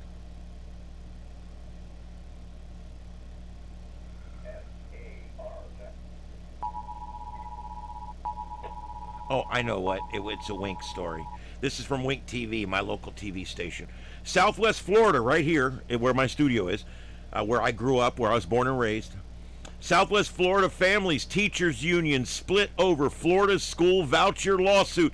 Let me explain real quick what we're doing here, because they're doing it in Arizona and some other places too, and it's a really good idea, okay? All these years, everybody had no choice but to send their kid to public school. And that's why the public schools could be as shitty as they wanted to be. You want to know why? They had no competition. Private schools are expensive. They don't necessarily have busing. There's a lot of reasons why private schools are a pain in the ass. So most parents just opt to send their kids to public school. Can't afford private school. I get it. Mine couldn't. And so what ends up happening is everybody just ends up in public school, and 90 or 95% of the people, the kids, go to public school, with 1% being homeschooled, 4, 5, 10% in private. Okay, that's kind of the normal way of doing it. Florida doesn't do it that way no more. That $8,800 that I'm not sure the exact dollar amount, it's just under $9,000. That money is my money that I gave for your kid to go to school. I want you to think about this. I gave that money in my taxes. I had to, but I gave that money in my taxes. Part of my money is to go to your child to go. I want your child to go to school. Okay? And so we all pay taxes so that a child can go to school. But you're stuck with public school. You're stuck with a substandard this and indoctrination that and stupid this. And so what do we do about it? Florida has the answer, and other places as well. There's other states doing this. Other conservative red states that are doing this. That $8,800 stays with your child. If you're going to the Southern Christian Evangelical School, okay. You go to that school, you register, You sign a piece of paper, they sign a piece of paper, it gets sent or faxed or whatever. I don't know how they do it now. It's all done electronically now. But they send that request to Tallahassee, and they send your students money to that private school. It gets better. Let's say you want to homeschool. They'll give it to you.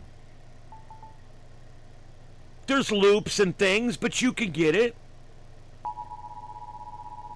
So what it's done is our public schools are in trouble. They've lost thousands of kids. Why? Because they're building charter schools, private schools, evangelical schools, non-secular schools, secular schools, sports-concentrated schools, tech schools. They're building them all.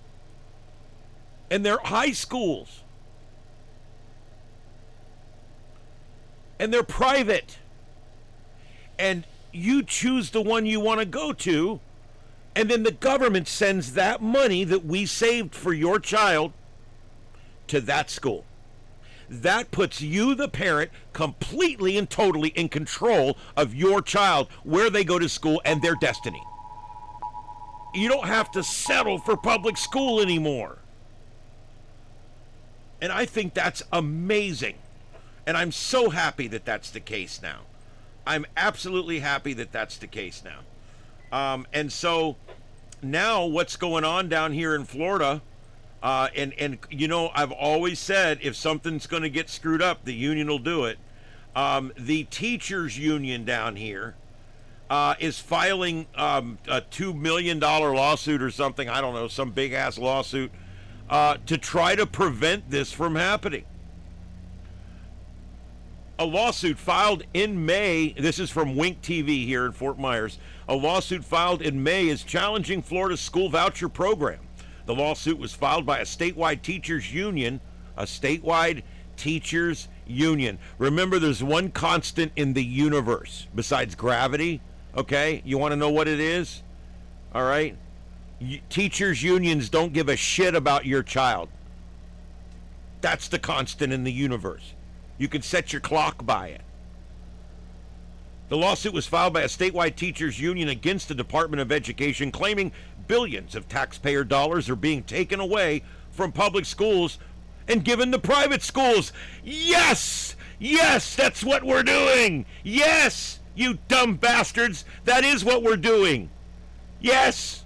You caught us! God bless! The lawsuit targets the Family Empowerment Scholarship Program. They don't want you to choose where your child gets to go to school. They want to wrangle your child back into that public school. That's what they want to do. That's some bullshit right there now. That's some Class A, number one, priority one bullshit right there. All right? The lawsuit claims that the voucher program is pulling $5 billion away from public education and giving it to private schools. Yes! Yes! As Chevy Chase would say in that one movie. Yes, that's exactly what's going on. That's exactly what's going on. Why do public schools, do you know what was going on before this? 5 years ago, do you know what was happening? Your money for your child went to the school closest to your house. It didn't matter if your child ever sat his ass at a desk. You could send your child down the road to the First Baptist School, okay? And guess what? That money would go to the public school anyway. That's the government protecting itself. That's bullshit. All right? If they're not teaching my child, they shouldn't get my child's allotment of the state tax money for his education. Teachers' unions should be illegal. We are a right-to-work state down here. The only unions that have any power at all down here are public sector unions. Police, fire, teachers. Those unions still have some clout down here. Private sector unions don't. We had a place a while back, and the guy came out and told his men, look, we're doing it this way now. You're wearing these shirts. And the guys are like, no, we're not going to do it. And he's like, fine, you're all fired. All 200 of you, you're fired. I'm done. I'm done. I'm hiring all new people. I'm starting over. You can do that in Florida. You don't have to put up with these unions and their picket lines and their bullshit. You know what's great about that? What's great about that is the people that work get great jobs. It rewards the right people. That's what's good about it. If you don't want to work, you don't want to do what your boss tells you to do, go start a lawn service. Kevin Daly with the Teachers Association of Lee County, that's this county, named after the General Robert E. Lee, I'll mention. They've already tore his statue down here. Lee County said the issue isn't parent choice, it's how taxpayer money is spent. Oh, really? Isn't it the effect that counts? No, it's how my heart feels because I'm a liberal. It's this, my heart doesn't feel good. Because my public schools are suffering and all my friends are teachers. Whatever. The amount of teachers you need is directly related to the students you have. So when they say, hey, you're taking $400,000 out of our budget next year because of these students that are no longer going to be there. Okay? You shrink the size of your operation, you dumbass. They're asking for more money. They don't want to shrink the size because the government never shrinks the size and scope of government. That is their prime directive, to increase the size and scope of government. Prime directive. And it goes against everything. And the same with the union. The union's number one job is to increase the size and power and scope of the union. This all makes so much sense. So the union, not giving a shit about your child, they wouldn't piss on your child if he was on fire, okay? The teachers' unions are deplorable people. They're bastards. They don't care about your kids.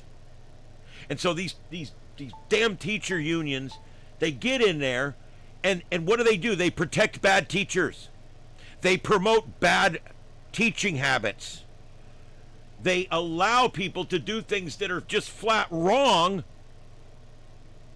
in the name of, oh, they got to keep their job. This is their job. No! Nothing tunes shit up like firing people. You're fired. You're fired. I almost get my Trump there. You're fired. Anyway, the point is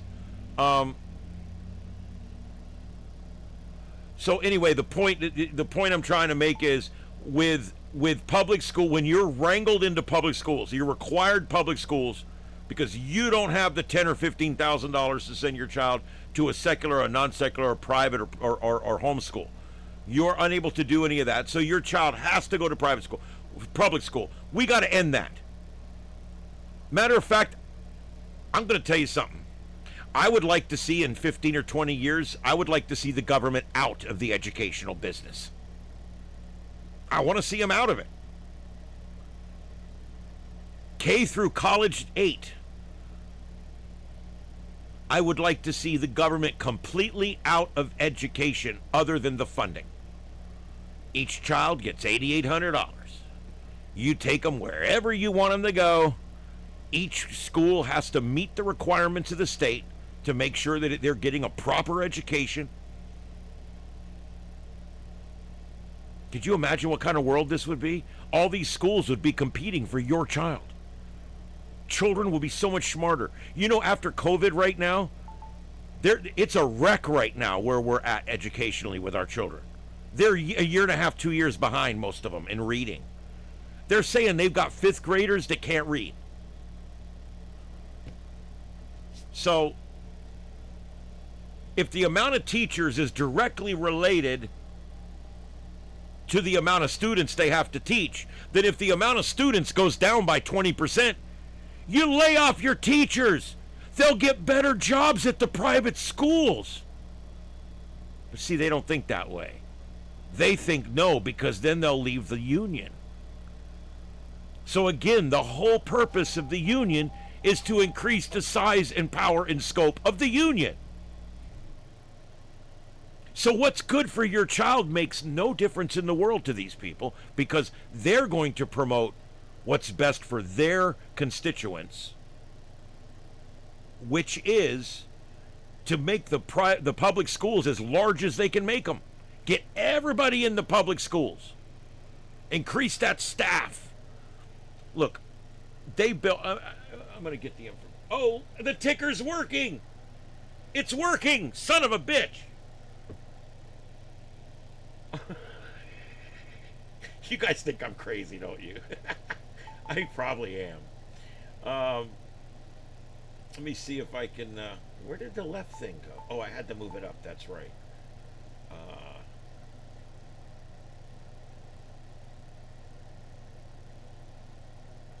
There it is. Let me see if I can...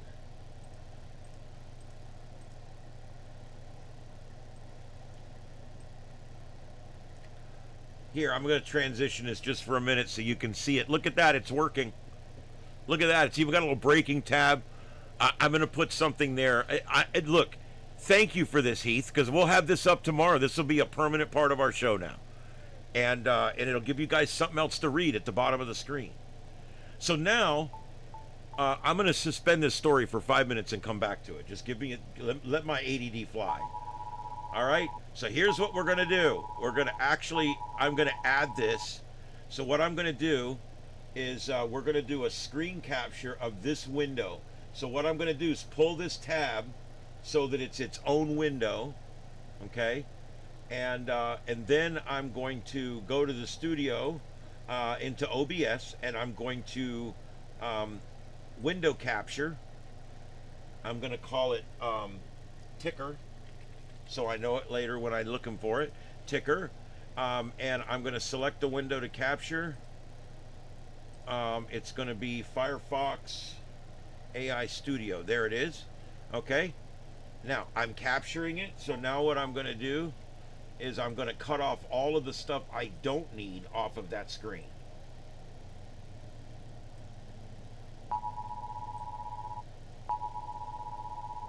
There we go.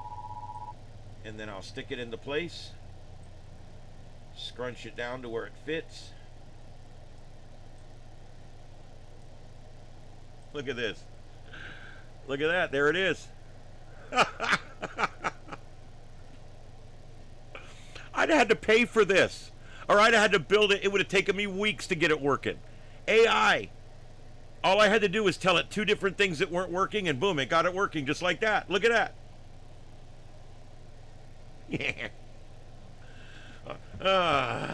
All right.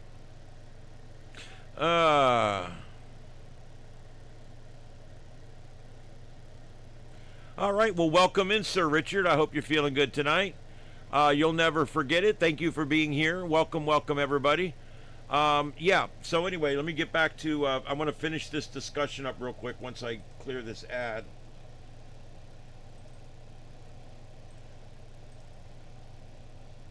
Clicking skip is 5 clicks in OBS. It's not just 1 click. All right. Oh,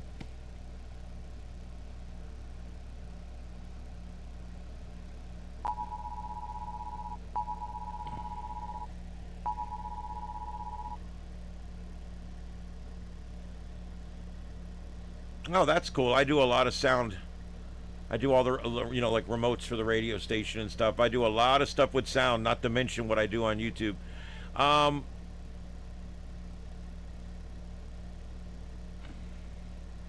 Yeah, hit that like button. It does. It feels great. Well, I could probably make it a little bigger. I don't want to get too crazy with it here because it's taking up a lot of space. But yeah, we could do that. Let me see here.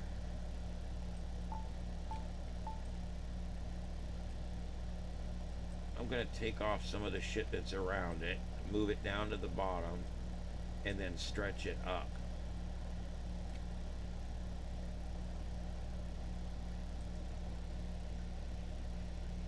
How's that? Is that better? I know it's kind of scrunched now.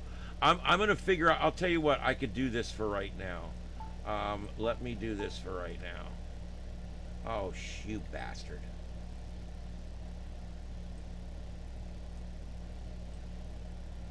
I know what I'm going to do. I'm going to take this and I'm just going to cut a little bit of the end off. And that way it won't need to be so scrunched up.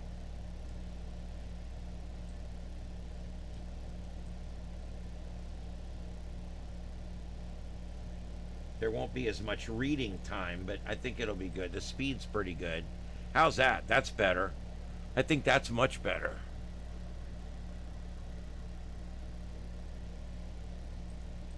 What is it? Are they playing more ads? God bless. How many ads can these people make? All right, yeah. So right above me here is the Newark, New Jersey protest.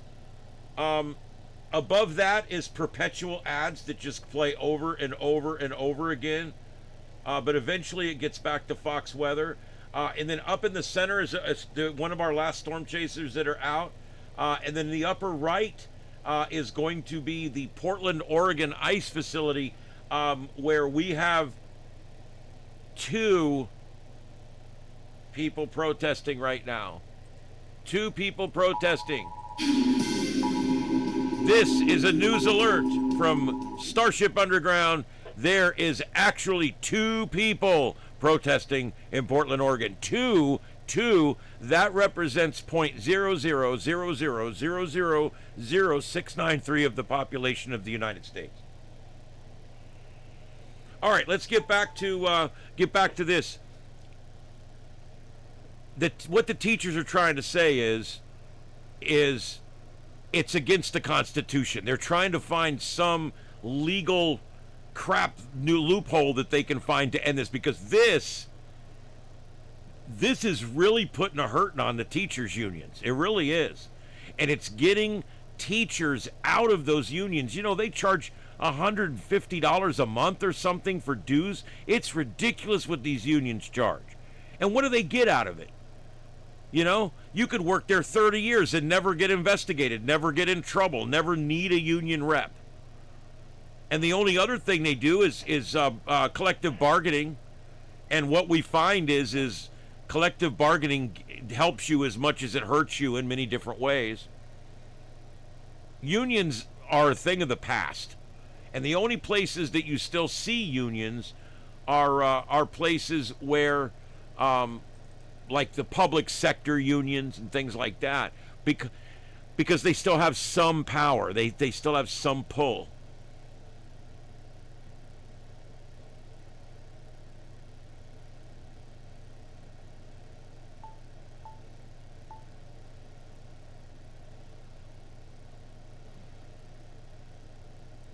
All right, well, yeah, that's cool. I don't know. Let me see if it will take... Let me see if it fixed that issue with the RSS feed. I got it now. I got to find those RSS feeds again. Where did I have those? Damn it.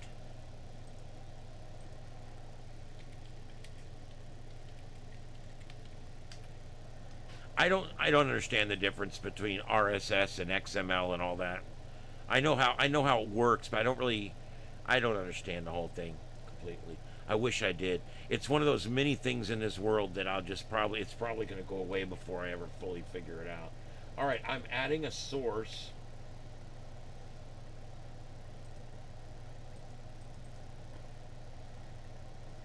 It's not letting me add the source. It's not letting me do anything. It's like it's locked up.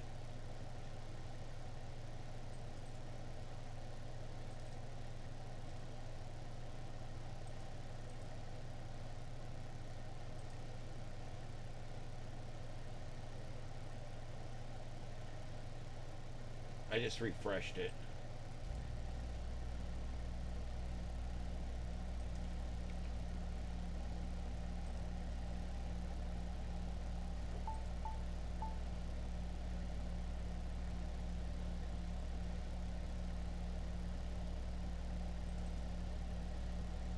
All right, there's that.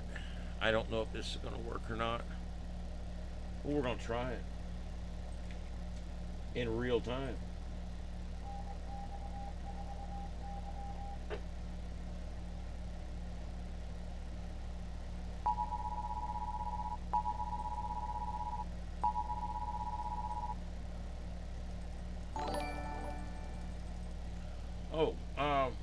Hey, Rick Scott. Are you the real Rick, the other Rick? Which Rick Scott are you? I like Rick Scott, the politician. He's from here in Florida. Senator. Yep, we need 12 more likes, guys. Give us the 12 more likes.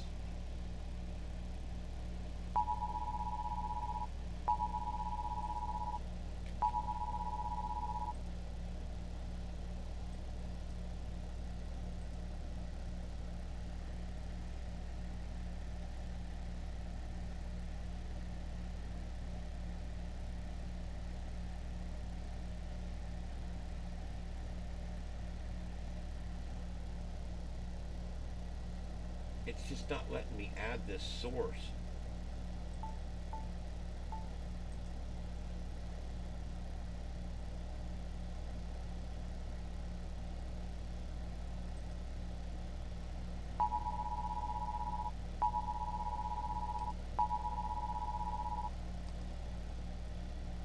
I don't know, guys. I'm gonna let it go for now because I don't want you guys to be sitting there waiting for me to get done screwing with it.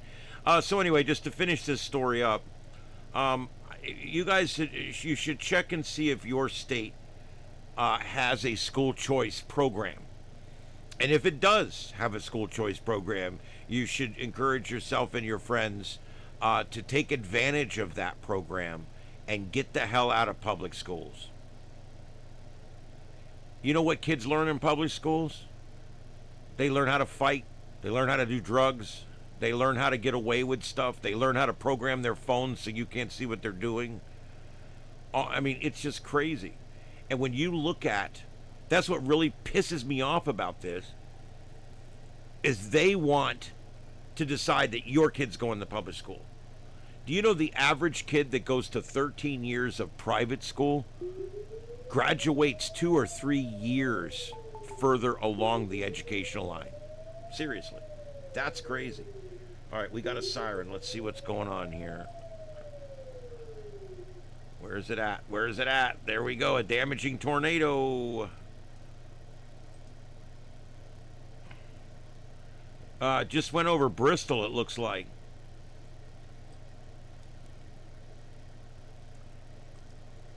Yep, this is an observed tornado. And hail of quarter size.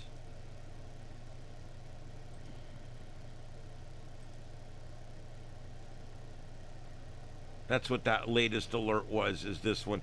We've still got a lot of tornado warnings out here, guys. We still have a lot of tornado warnings out here. None of them are PDS. I'm waiting. If I hear a PDS, I go and break coverage and go to that. But these are a lot of tornado warnings out here tonight. But none of them are looking that impressive. Even this one here. Let's take a look at this one on radio velocity. I'm not seeing it. I mean, I see what they're seeing. The winds are touching there. Can I get a second opinion on this? Where's the radar sites? Yeah, sure. I don't know. I can't believe that they've.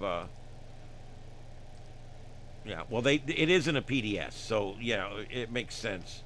And there we go. Our last storm chaser just went down.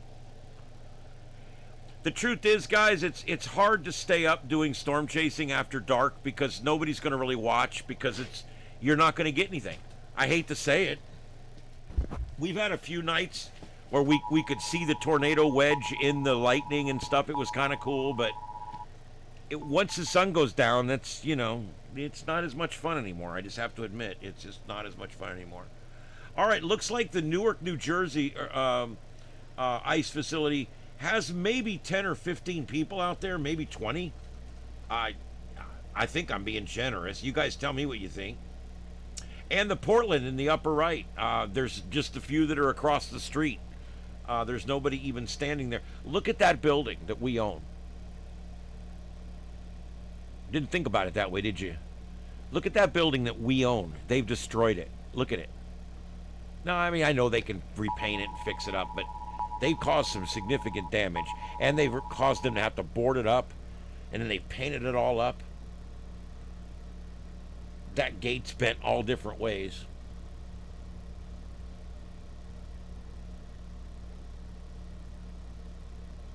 Dom, I completely agree. And that's entirely possible.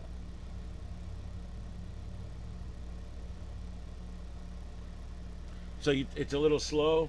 Okay, so what I'm going to do, let me go over here and type, add a slider so I can choose the speed. Also, it will not accept an XML.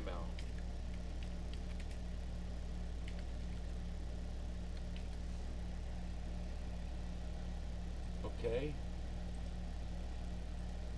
Again, you don't talk to it like a machine. You talk to it like I always say, a tech-savvy 10-year-old. That's literally how you have to talk to it. Okay, yeah, I think our numbers were down a little bit tonight. I could rail against it. I'll be honest with you guys. I hate this World Cup shit. I hate it. I go to my work today. They're having a big World Cup party at my work. The only good thing is I got to bring home some Moe's Southwest, which is really good. It's just as good as Taco Bell or better. And I really love Moe's Southwest. So I brought me a whole plate home that I'm going to eat when I go off the air here in just a little while. But that's the only good thing from that. But they had the big thing up at work, and FIFA this. We're covering it on our Fox affiliate.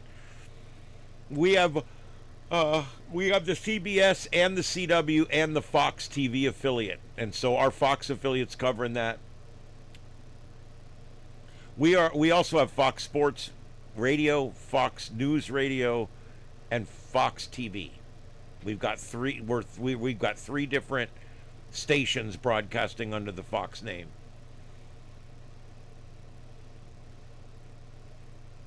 I can't stand sports anymore. Every time I watch sports, it's nothing but corruption. And you're probably thinking, yeah, but this is FIFA. How bad can FIFA be, right? I mean, is that what you're thinking? How bad could FIFA be? Yeah, okay, well, let's talk about how bad FIFA could be real quick here.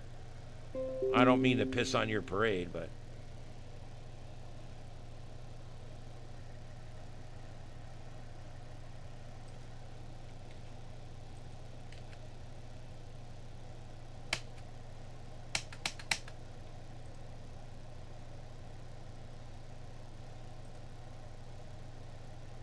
Anyway, all right, let me get back to my channel here.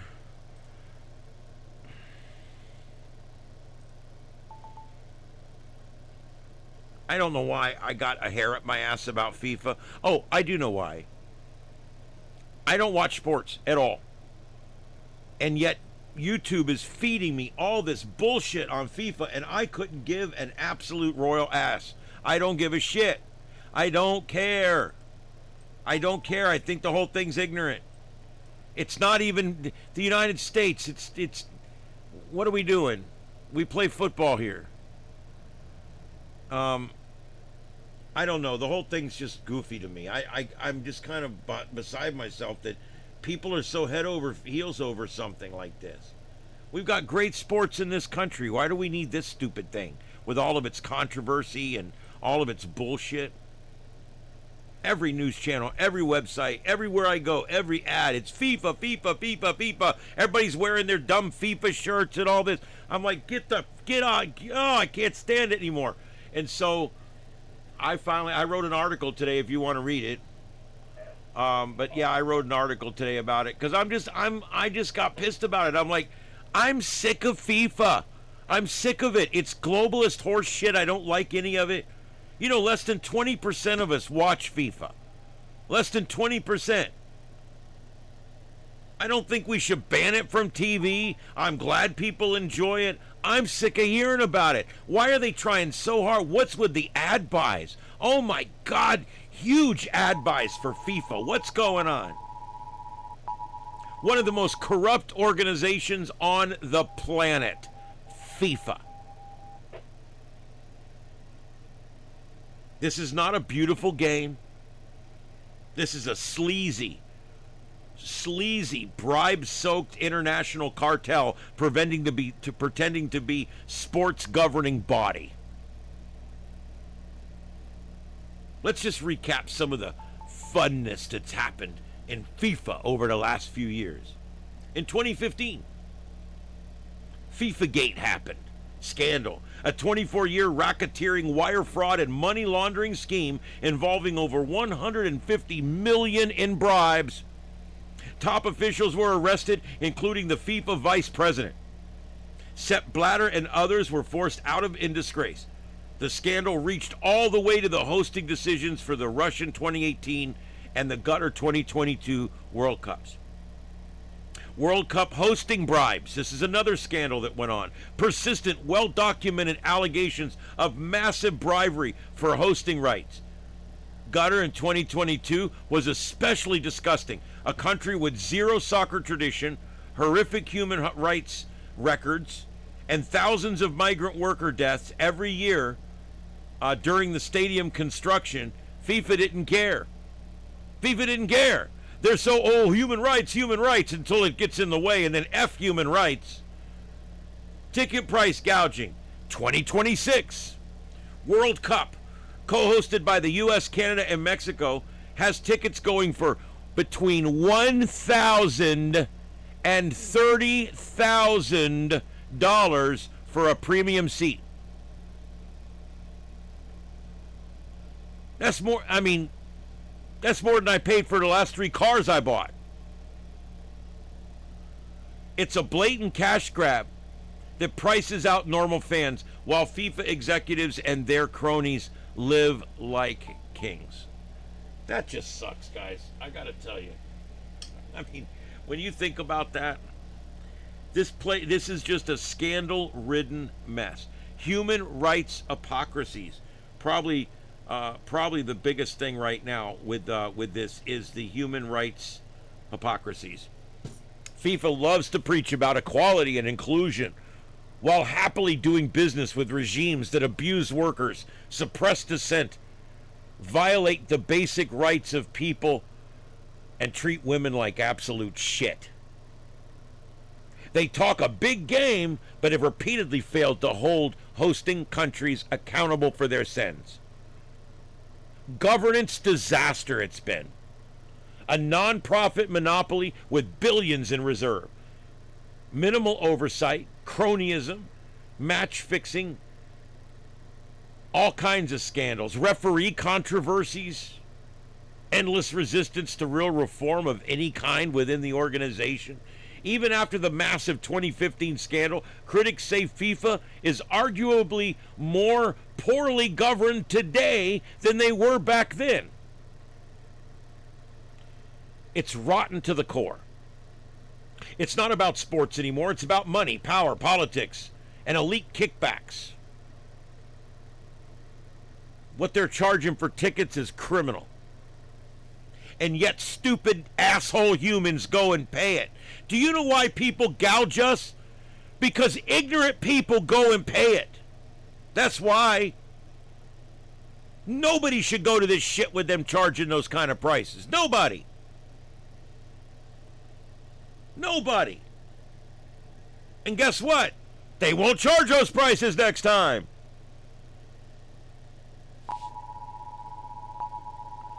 I don't care about soccer. I don't like sports at all. I don't care about Messi and Ronaldo and all these other idiots. I don't care. I don't care about the drama in FIFA.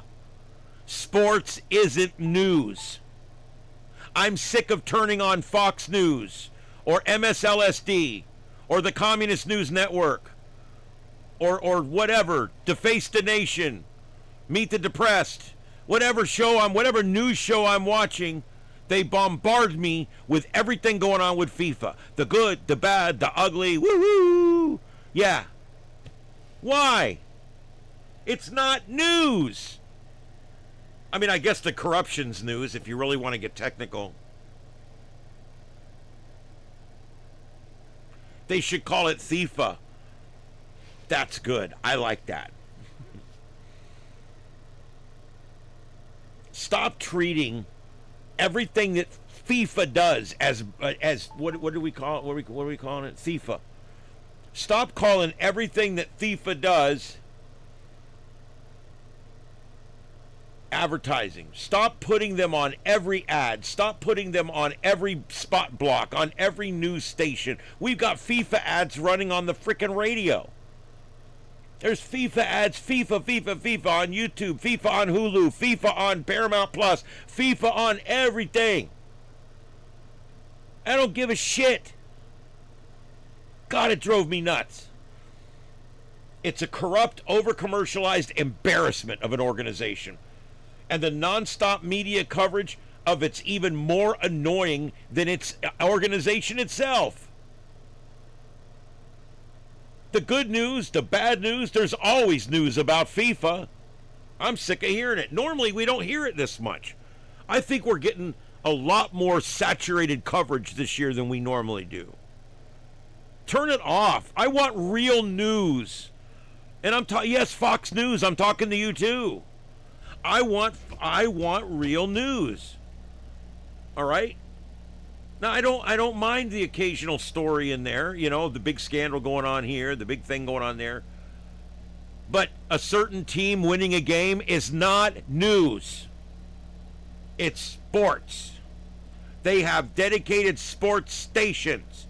If we're going to put that shit on my station, I want to go over to Fox Sports and I want to talk about Trump for 15 minutes. How about that? Sports doesn't belong on news stations. And news does not belong on sports stations. So I'm sick of it. It needs to stop.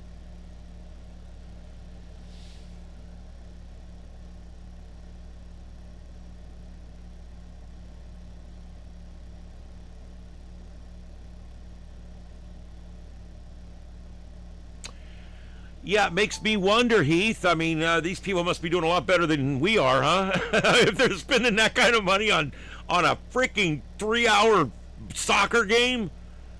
Whew. One ticket would be more than I've ever... My God, I don't know. I've been to a few football games. I've been to Joe Robbie Stadium a bunch of times years ago. It's not that anymore, but that's what it used to be. I think they call it Pro Player now or something. But I've been to the Tampa Stadium a bunch when I was younger. I even went to a few Rowdies soccer games. Yes, it was a state soccer thing. It was actually pretty fun. Called Rowdies. They were Rowdies soccer. My uncle was big into sports, and I used to go stay 2 or 3 weeks in the summer with him, and we would go to whatever games, and it was usually soccer in the summer. But I don't do a lot of sports. I don't get excited by it. It's not a thing for me. You know why? It's not real. To me, sports is fiction. You know? And if I'm going to watch fiction, by God, it's going to be Stargate or Star Trek or Star Wars or something with the word star in it. Or space. Is it got star or space? We're okay.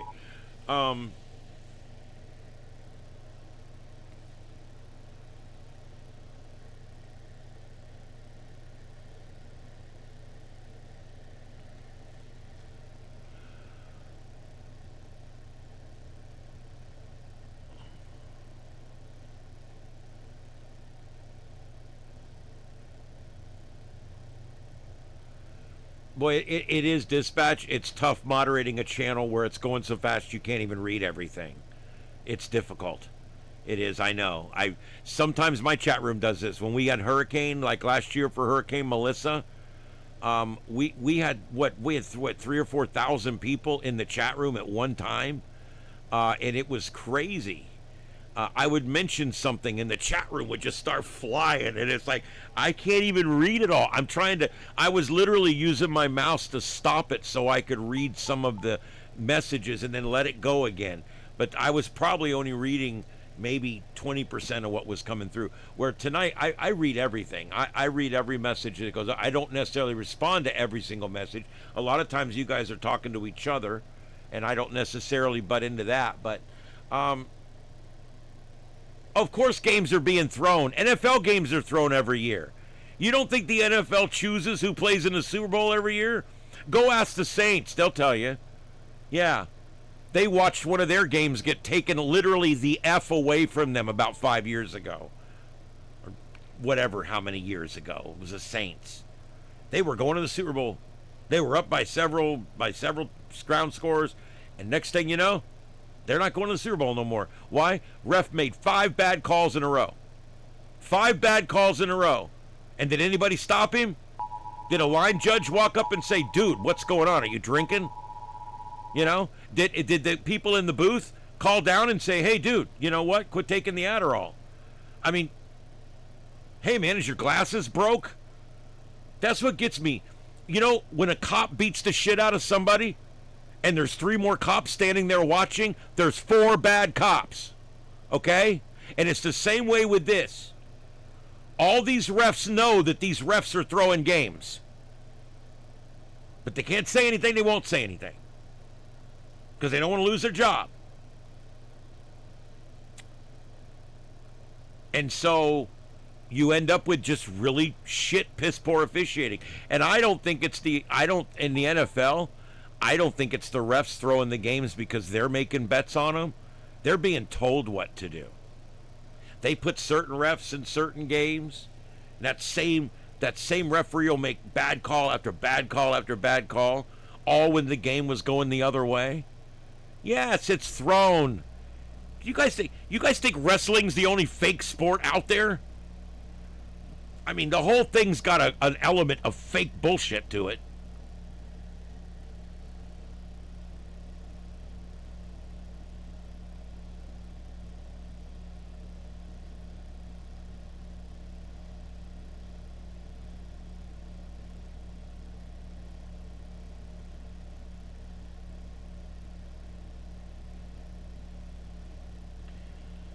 I've probably been to maybe 10 NFL games in my life, mostly Tampa Bay.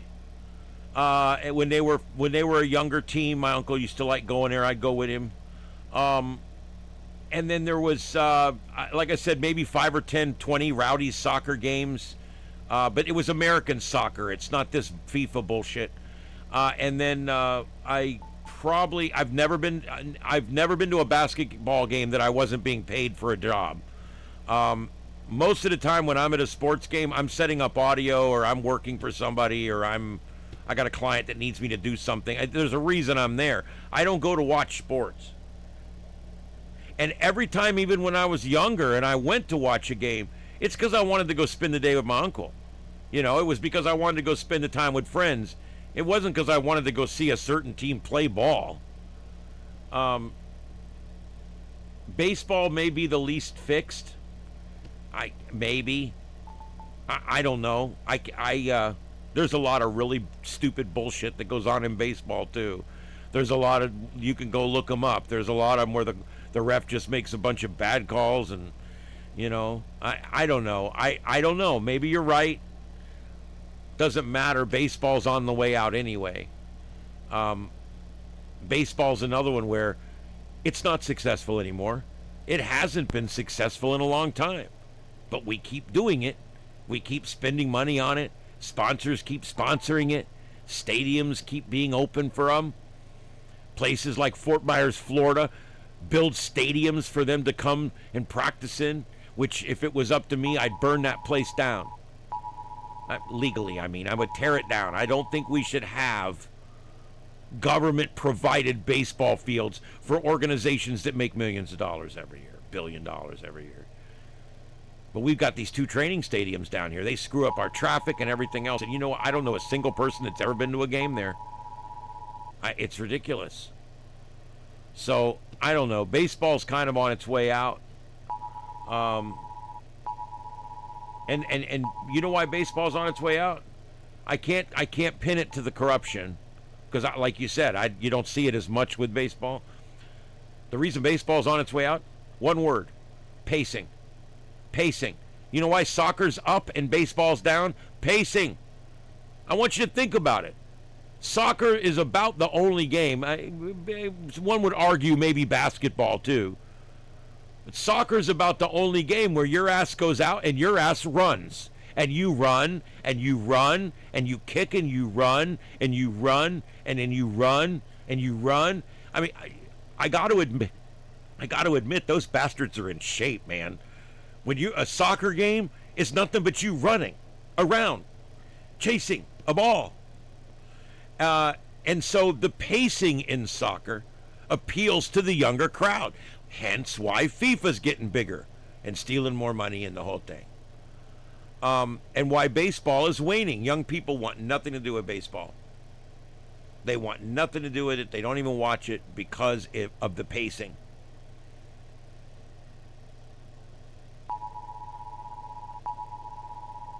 Well, YouTube has slowly been ramping up the amount of ads you watch, but it's very slowly. As far as Facebook, I don't know anything about Facebook. I auto post there, but I don't know anything about Facebook.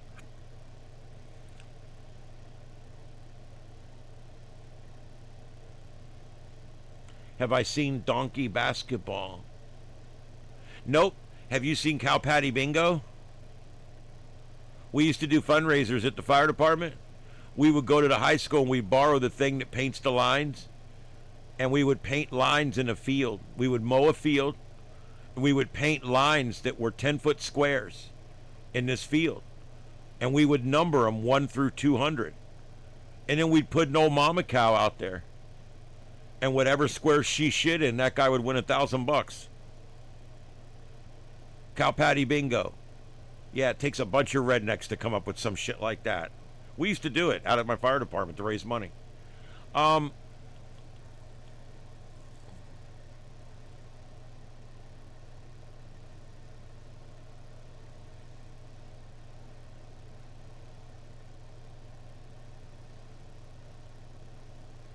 Yeah, soccer's 90 minutes of action. Well, and that's it. Like I said, the pacing.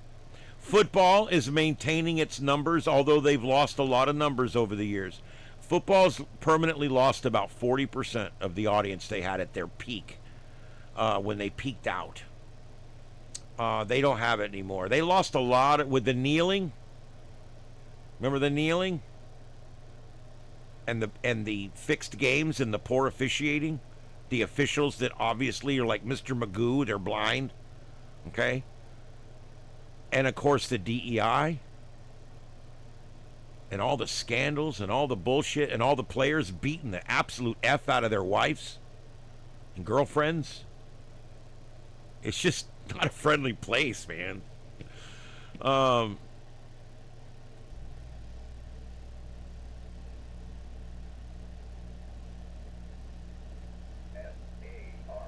Oh, really, Victor? Let me take a look. I haven't even looked at space weather tonight. All right. Well, I wanted to cover that. I'm going to get to space weather in just a minute. I wrote a great article today about the climate change hoax. And I had AI help me with all the research. And then I went through and I smoothed it out, made it sound really good. It's a great article. It's a climate change hoax.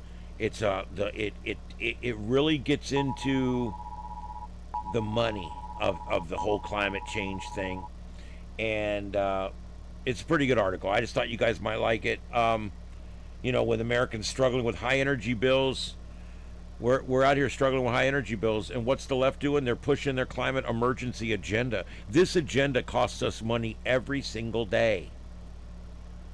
This climate change agenda.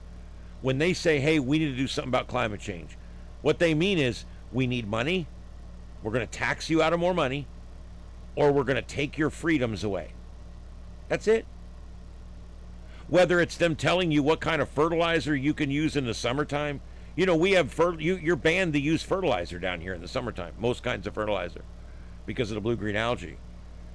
When you start looking at all of the stupid rules and stupid laws, you got cities down here patrolling at night to make sure you're watering on the proper nights.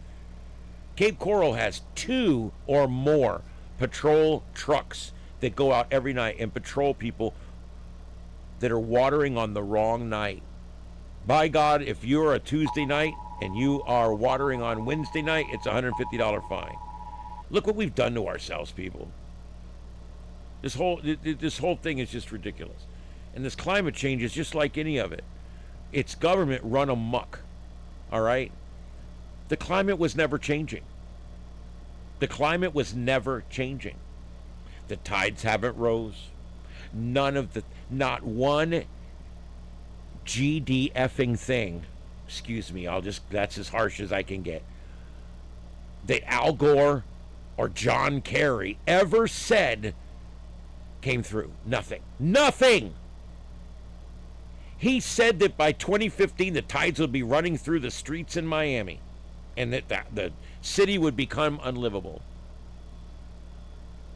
2020, Manhattan would see water filling the subways. I'll remind you guys, it's 2026.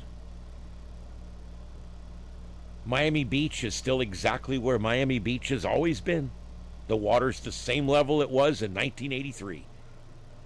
It's the same level it was in 1957. This whole thing is stupid. Tides do go up and down over the years, but over the hundreds of years, over the millennia, not over 10 years or 5 years. These people, they literally would tell you whatever it took. Do you know what finally caught up with the climate change people? The timeline. We arrived at all of their goals. They never said in 200 years we're going to all die. No, everything they said was in 12 years there'll be water running through the streets of Miami. In 15 years there'll be no ice left anywhere on the northern pole. You know, and they kept coming up with these. And not a single one ever came true. And we just and they're still out pushing it. John Kerry gets in his private plane and flies to wherever to do a climate change summit. And then Al Gore leaves one of his 5 mansions. He's paying $10,000 a month in electric bills combined. Leaves his place, gets on his private plane, which is much bigger than he needs for his own ass, and he flies it over to the same place that John Kerry. Why couldn't John Kerry come pick him up? If they're so worried about the planet, why couldn't John Kerry come pick him up in his plane? These petty assholes. They want to live a rich, lavish lifestyle on someone else's breast. And so how do they do it? This is how they do it, by coming up with a hoax like this. These professional alarmists have been wrong about every single thing they've ever said. It's a long, embarrassing record of failed doomsday predictions, whether we're talking about global cooling in the 70s.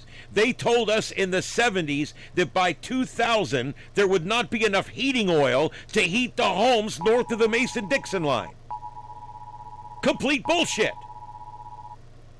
They thought we were going to an ice age. Then all of a sudden, 10 years later, no, it's not an ice age, it's a big warming event. What?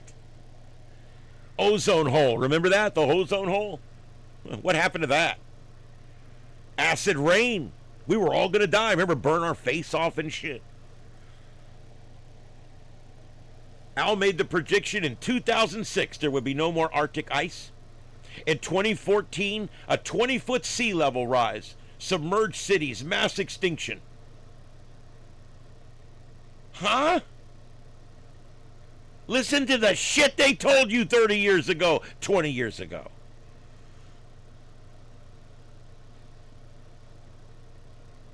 John Kerry and others repeated claims of only 10 to 12 years left to save the planet. They kept moving the goalposts. The problem is they've moved the goalposts out into the parking lot at this point. I don't think they can move the goalposts any further. They're no longer giving timed predictions anymore because every single one has been wrong. So now they're just saying, in the future, we're all going to die. In the future.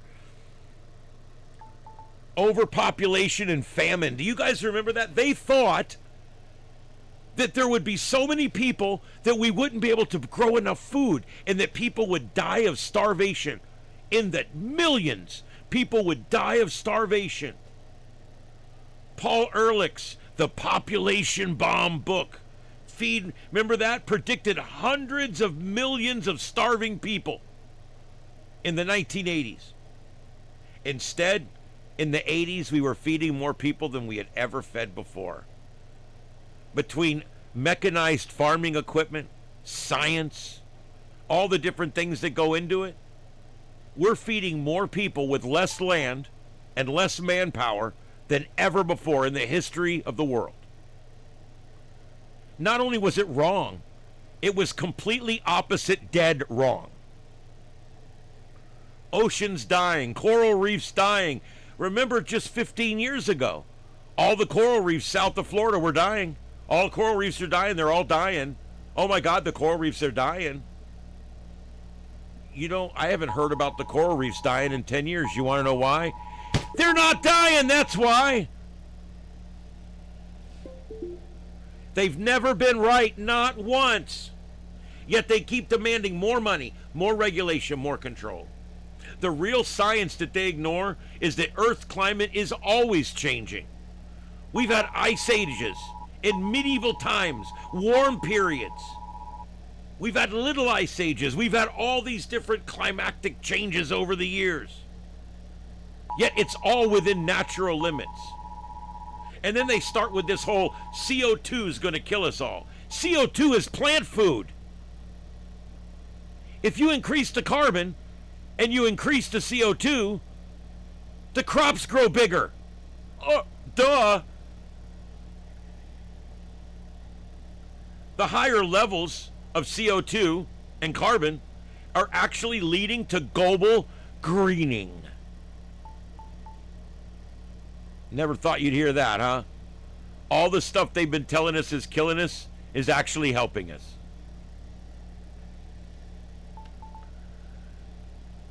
Satellite data has shown no acceleration in sea level rise. Nothing beyond long-term trends, which is an inch every 200 years or something.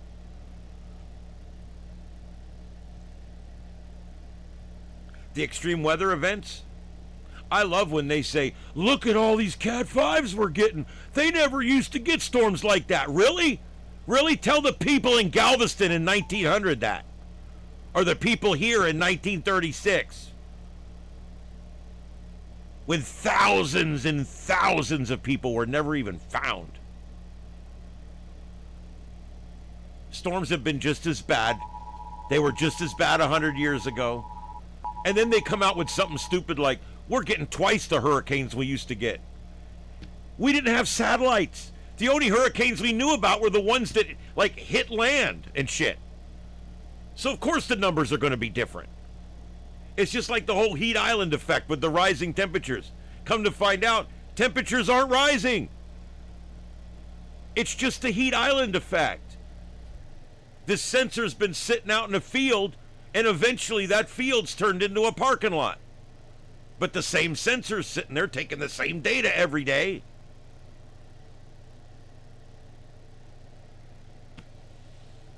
The models used to justify the panic have consistently run too hot. You want to know why? The data is skewed based on different scientific factors. And basically they don't explain that. But there's actually changes in the data made to allow for things. And that's where the fraud comes in. They fail basic scientific standards of falsibility because the goalposts consistently move. This isn't settled science.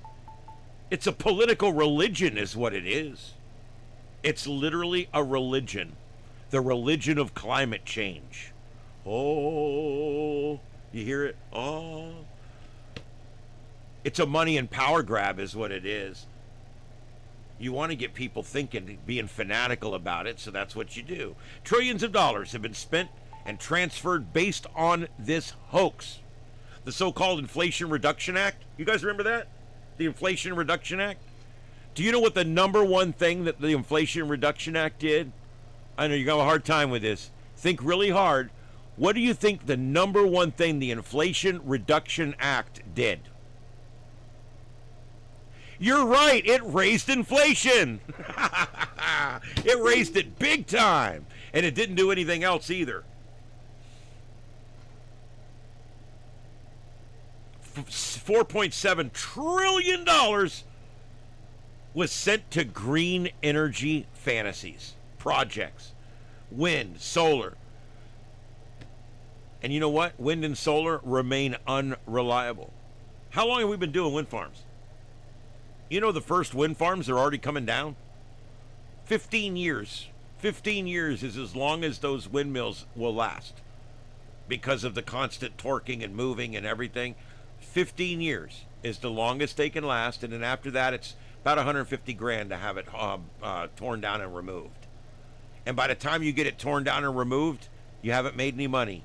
In 15 years you've been maintaining this piece of shit and it hasn't made you any money because of all the maintenance and that fire and that one time the lightning struck it, and now we got to tear it down because it's falling apart. The windmill ends up costing more money than it ever made in electricity. It's a joke. Not to mention the thousands of birds it killed.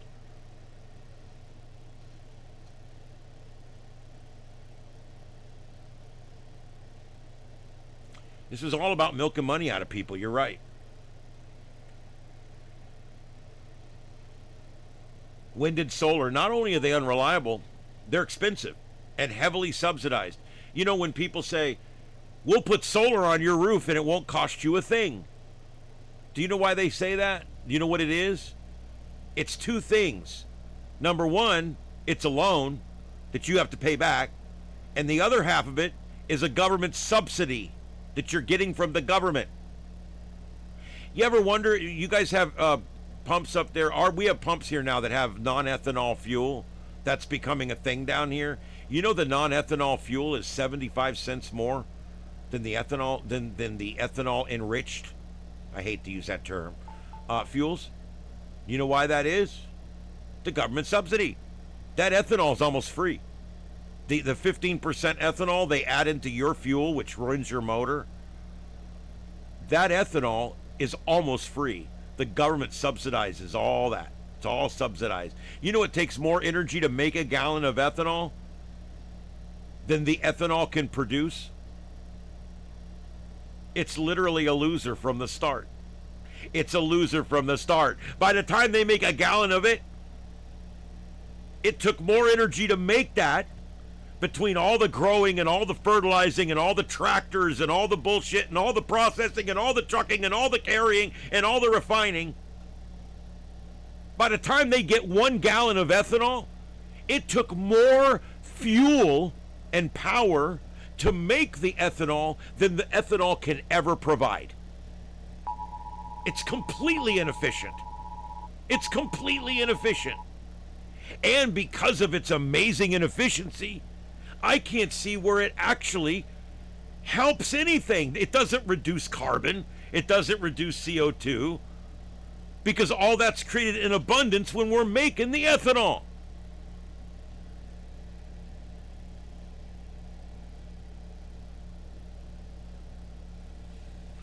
Well, I think the Democrat Party is going to eventually split. They're going to have to, because they're going to have to reinvent themselves. If the Democrat Party split and they started a labor party and they went after the labor, they could get back to where they were and be good again.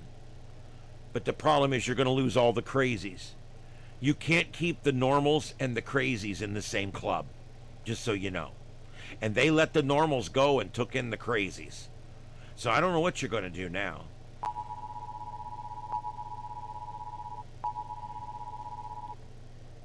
Yep. Look, Trump's deregulating everything. This stifling regulation has been out of control for 50 years when it comes to everything. Whether it's how many speckled trout you're allowed to catch, how many pounds each tire on your truck's allowed to carry. I mean, everything is regulated. I told you, Trey took a boat down to the 10,000 Islands. He was stopped and held at gunpoint 3 times in 16 hours. Regulation has reached a point where it's stifling. It stifles growth. It stifles everything. We get a hurricane down here, and the regulation's so bad, code enforcement's so bad, getting to deal with our county is so bad that there's still homes that are not rebuilt from Ian 3.5 years ago. California wildfire. They've built back 1% of the homes. Why? Regulation.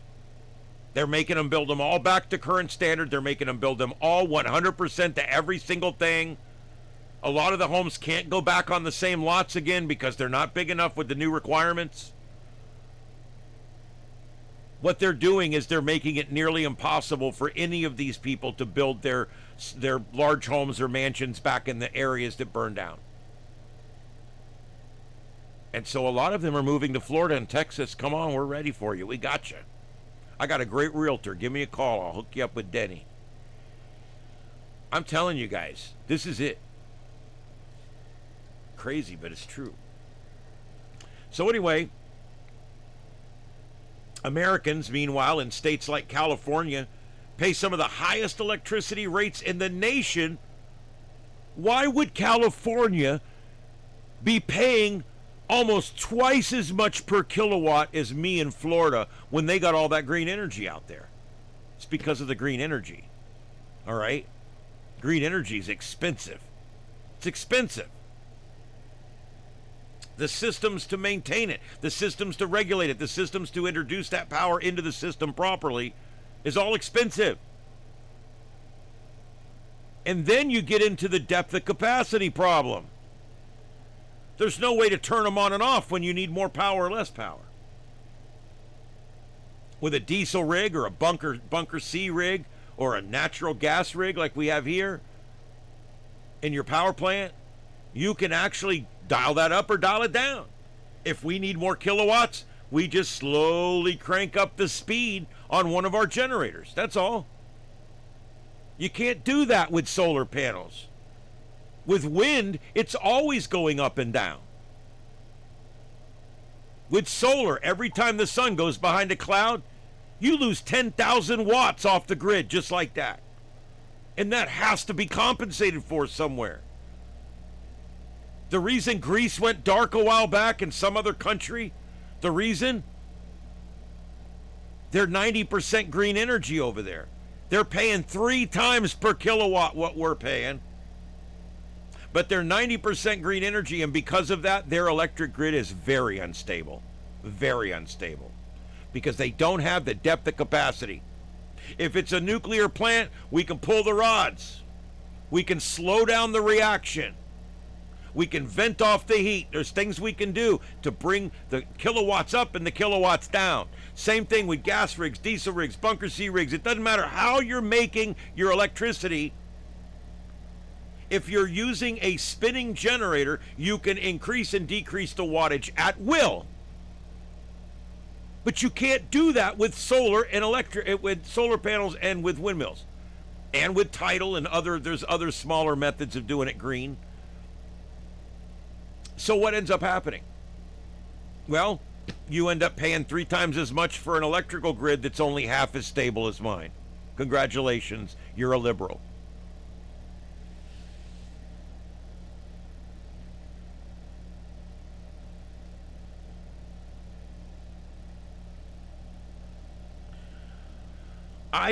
I have not gotten a warning in about 30 minutes, but I'm getting intermittent warnings on my screen that that I'm dropping below. So something might be wrong with my computer. I'm going to have to go in and in the morning I'll run some diagnostics. I'll figure it out. It could be my fiber or something. I don't know, but I'm not showing an error right now. It's showing 5x5 right now, and when I look over on my big screen over here so I can see my return, it looks good right now. But I noticed that blurry thing you were talking about a little while ago. I did notice that. Yes, windmills produce amazing amounts of RFI interference, radio frequency interference. Absolutely.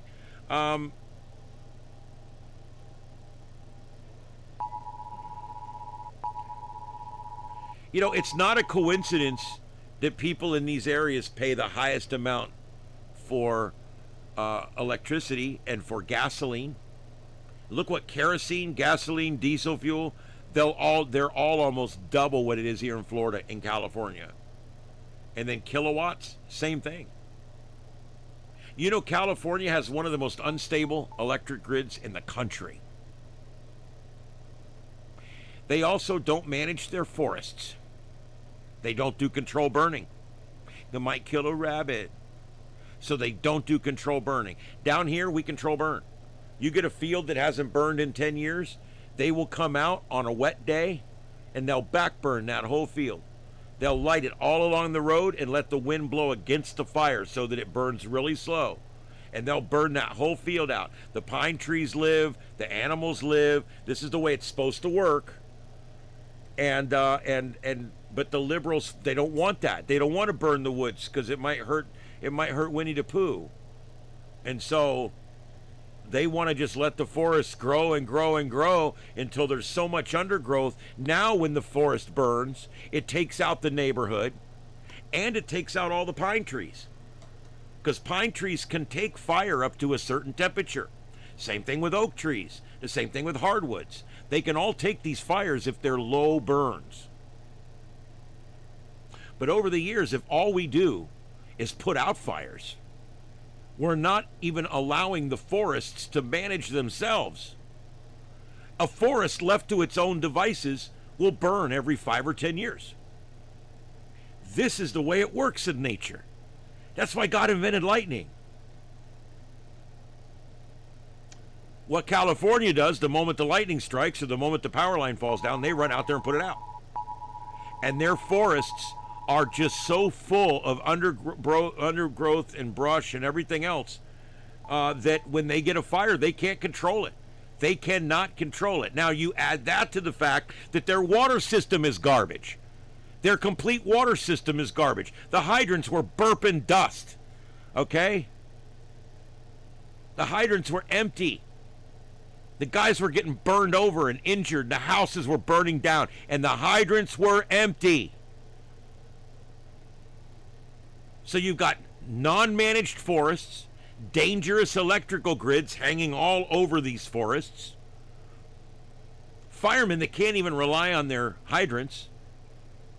Oh, and don't forget, they're hiring just about all lesbians now for LA Fire. So, you know, remember, that's where the fire chief, and remember I played the clip about 5 times? That's where the fire chief informed us that if you're worried about being dragged out of a building by a bunch of lesbians, maybe you shouldn't have put yourself in that situation to begin with. She also said, or he, I think it's she. She also said that it's important for people to see diversity and to see the diversity of their community in the faces that come off the rescue truck or the ambulance or the fire truck. And I'm thinking, that's the stupidest thing I've ever heard. When my house is on fire or I'm having a heart attack, I don't care if you're freaking green. I don't care if you're green and yellow stripes. Save my ass. I don't care what color you are. I don't care who you lick. I don't care anything. Save my ass.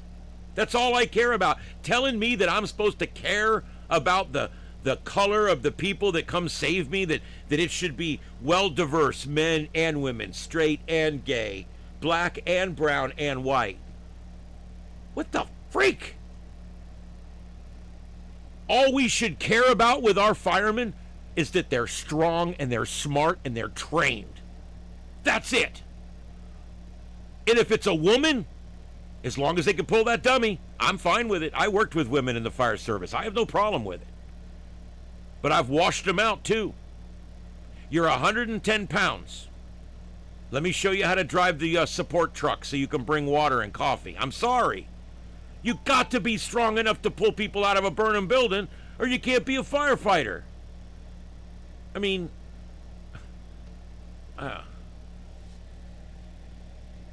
Dom, have a good night, buddy. I don't know why I'm still on here. I'm 44 minutes over. Donald Trump understands that cheap, reliable energy is the foundation of prosperity. It's the foundation of freedom. And it's the foundation of our very national security. By rejecting the climate cult's agenda, basically he's America first. He's choosing American families, American manufacturing, and workers over international bureaucrats, domestic grifters, and this global climate change hoax. We don't need to transition away from fossil fuels until we're ready. When we're ready to transfer, it'll happen without the first regulation. Let me tell you something. California mandated that every incandescent light bulb, after a certain date, you were not allowed to sell incandescent light bulbs of any kind. Of any kind. They outlawed them. They made stores send them back and take them away. Not allowed to buy a 60-watt incandescent light bulb. Not allowed. Literally like making it contraband. Okay? For an incandescent light bulb. Florida never said a word about incandescent light bulbs. Florida never regulated light bulbs. Florida never had nothing to do with light bulbs.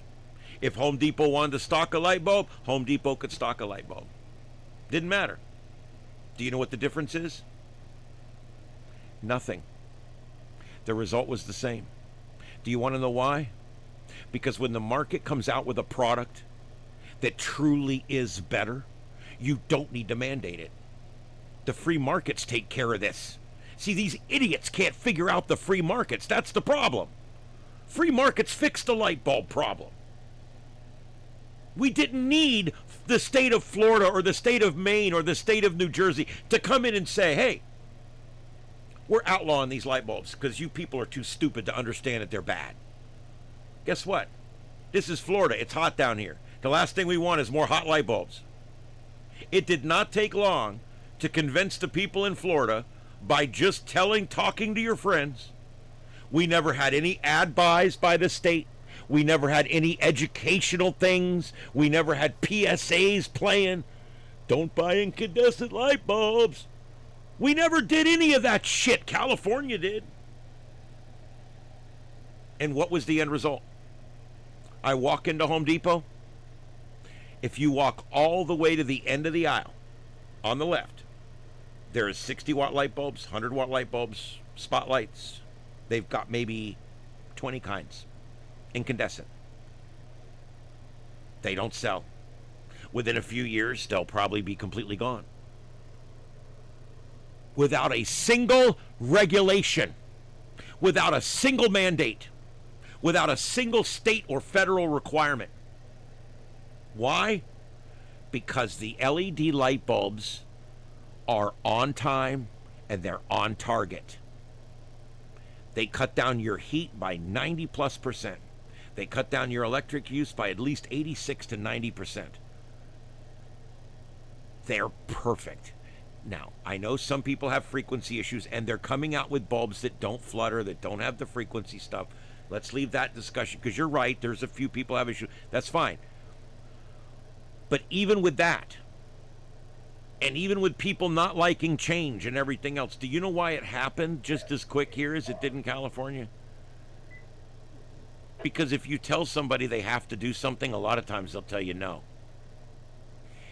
If they'd have come down here and told a bunch of rednecks down here, and I'm one of them, hey, you can't use them light bulbs no more, you son of a bitch. These rednecks down here would go hoarding the light bulbs. I'm just saying, they would hoard the light bulbs. I gotta make sure I got enough light bulbs for the rest of my life because they're making the light bulbs. No, it's not like that. All it was, hey, buddy, I bought these LED light bulbs. I stuck them in my house. I saved $60 on my power bill. And my air conditioner don't run as much. Oh, really? That's cool. Yeah.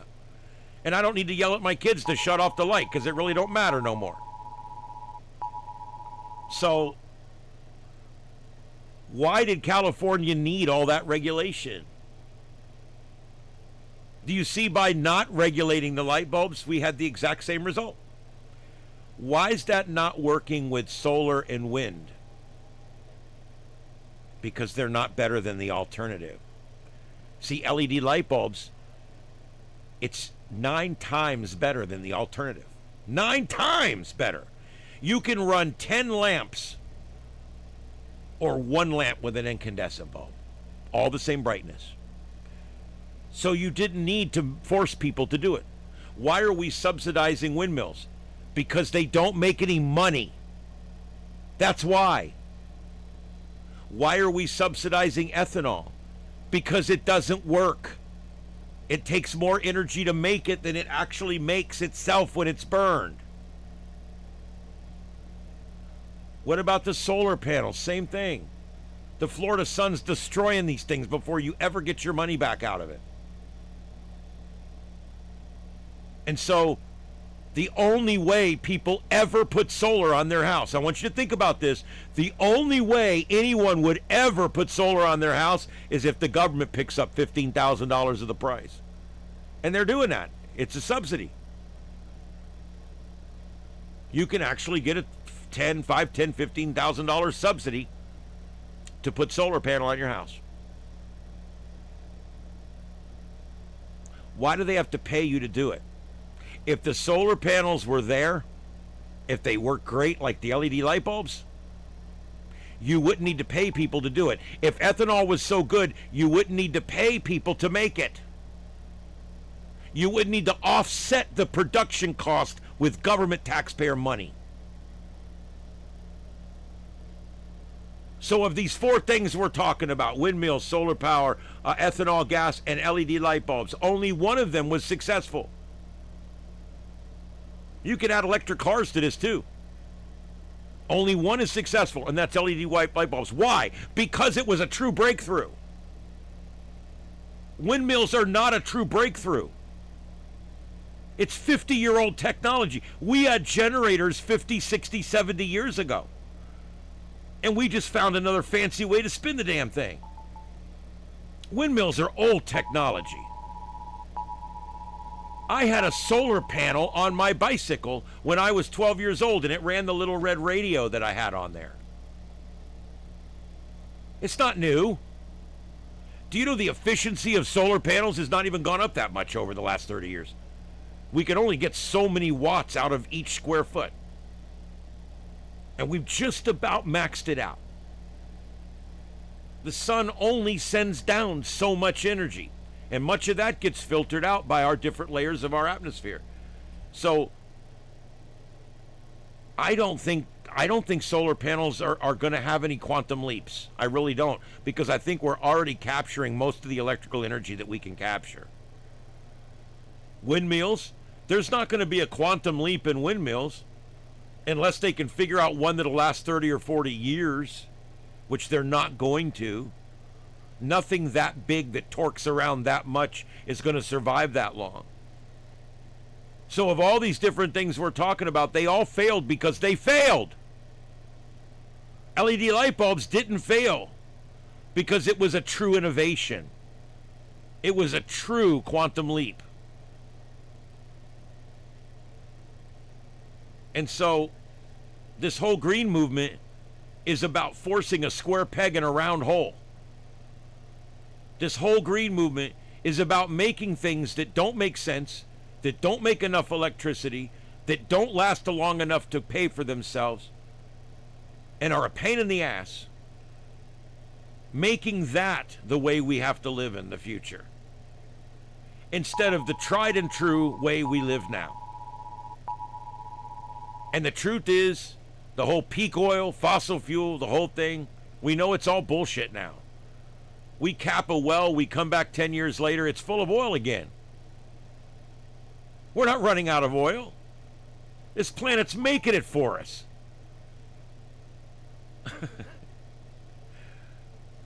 It's true.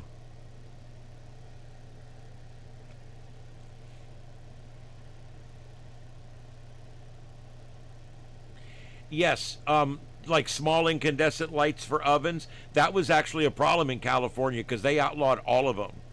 I don't know how that was resolved.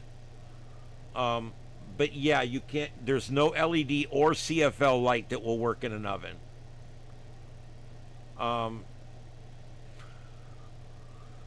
Yeah, hit that thumbs up. I'm getting ready to sign off in a few minutes. I've done a full 3 hours tonight. I'm at 3 hours and 8 minutes now. 3 hours and 9 minutes.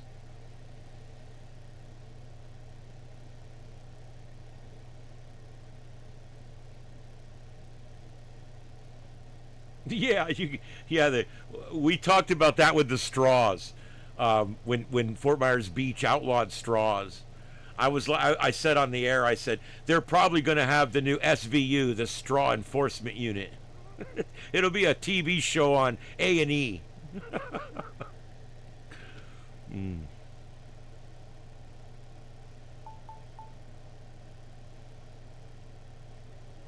Okay. But they've reached the maximum efficiency. I didn't say they didn't gain efficiency over the years. They've gained quite a bit of efficiency over the years. But I believe we're getting close to the threshold of how much a panel can produce. There's only so much electricity available to produce. Now, granted, we can always make it a little more efficient, but we're at the point now where we're capturing 90+% of the energy that's there. So more efficiency is not going to gain you that much more. I think we're reaching the peak on this. Now, am I saying solar panels have no use? No, I've got a few myself. I use them for ham radio stuff and experimenting and different things, camping. I mean, I'm not saying it's shit technology, but what I am saying is when you put a big field of these things down here in Florida, they die. The sun destroys them. Within 5 years, you're replacing a panel a week. And at that rate, you will never make any money. In 15 years, you're hoping you're going to break even with that solar field that you put out there. I hope you feel good about saving your planet, because that's all you're going to have at the end is the feel good.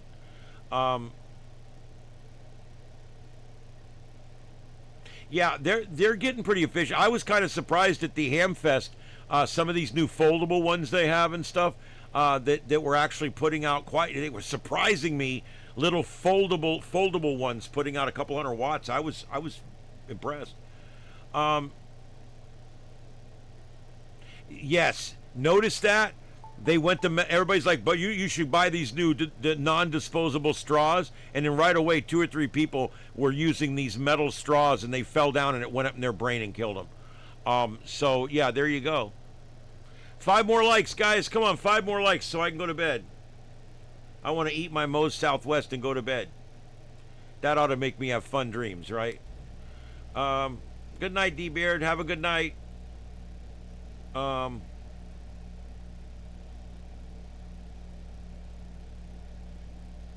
I've still got like 10 things I didn't get to tonight. Yeah, I did. I've got a bunch of different things. The man that was instigating a lot of the low-level rioting that went on after the trial.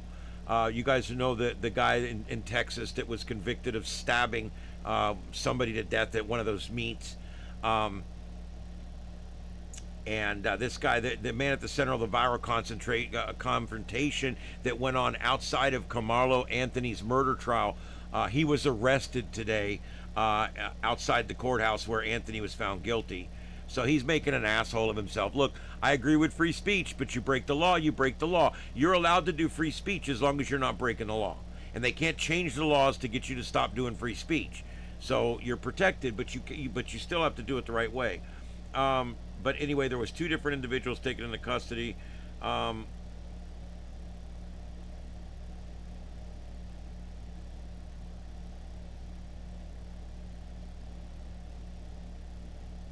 Yeah, one of the guys there protesting, right, that caused a fight and the cops come and everything, he had an outstanding warrant. Good idea, folks. Write this down. This is good. Write this down. If you got a warrant, don't go somewhere where the police are going to be asking your name. Just saying. Boston police investigated armed robbery of a lemonade stand. Yeah.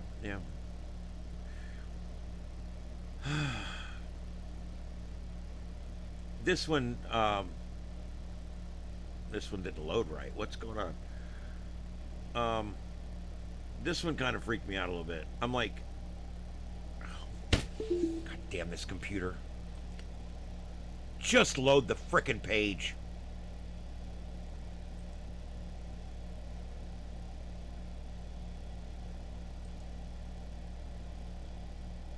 I don't know what's going on. It won't load this news page.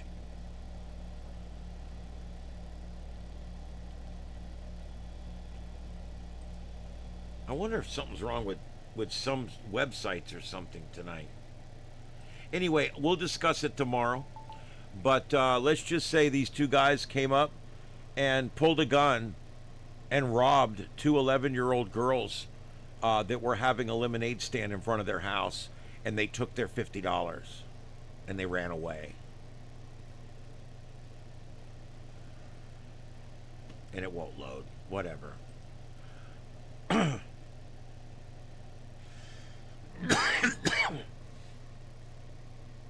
And there's more issues with Virginia. Virginia's passed laws now that if an ICE agent puts a mask on, the local police are to arrest him. I mean, that's getting into some scary business. You got armed men that make arrests, going after armed men that make arrests for doing something that's not illegal. Somebody's going to end up getting shot. I mean, this is stupid. Just absolutely stupid. No, it should threatening to kill is definitely not protected speech. I completely agree. All right, so we got that. I'm going to save some of this for tomorrow night. This Pasadena cop thing, if you guys haven't watched it, I was a cop for a while. You guys know that. I was auxiliary because I was a full-time firefighter. But I was a cop. I was a sworn cop. I had a gun and a nightstick, and I had the whole bit. And one of the things that shocked me about this Pasadena case, what ended up happening was this cop in his car, he pulls into the parking garage where they park the police cars, right? And this other cop draws his gun and points it at the cop. And then he laughs and he makes a face and he puts it back in his holster. When I was a cop, if you pulled your gun out and aimed it at somebody, you're getting fired and charged. Doesn't matter. You don't joke around with a gun. When I was a cop, our pranks never involved our guns or our weapons or our mace. We had a guy one time, a cop, that sprayed mace in the vents of another guy's cop car. He got fired. They don't tolerate it. So this guy pulls out a gun and points it at this other cop. The cop's sitting in the driver's seat of this cop car, driving up. The guy makes a funny, like, I pointed my gun at you. So what's the cop do? He pulls his gun out and points it at the cop. Except it goes off. Yeah, it goes off. And the bullet went through the windshield, smashed through the windshield, glass went everywhere, and it lodges into the cop's arm. He gets shot in the arm by the other cop. And so far, none of these people are being fired.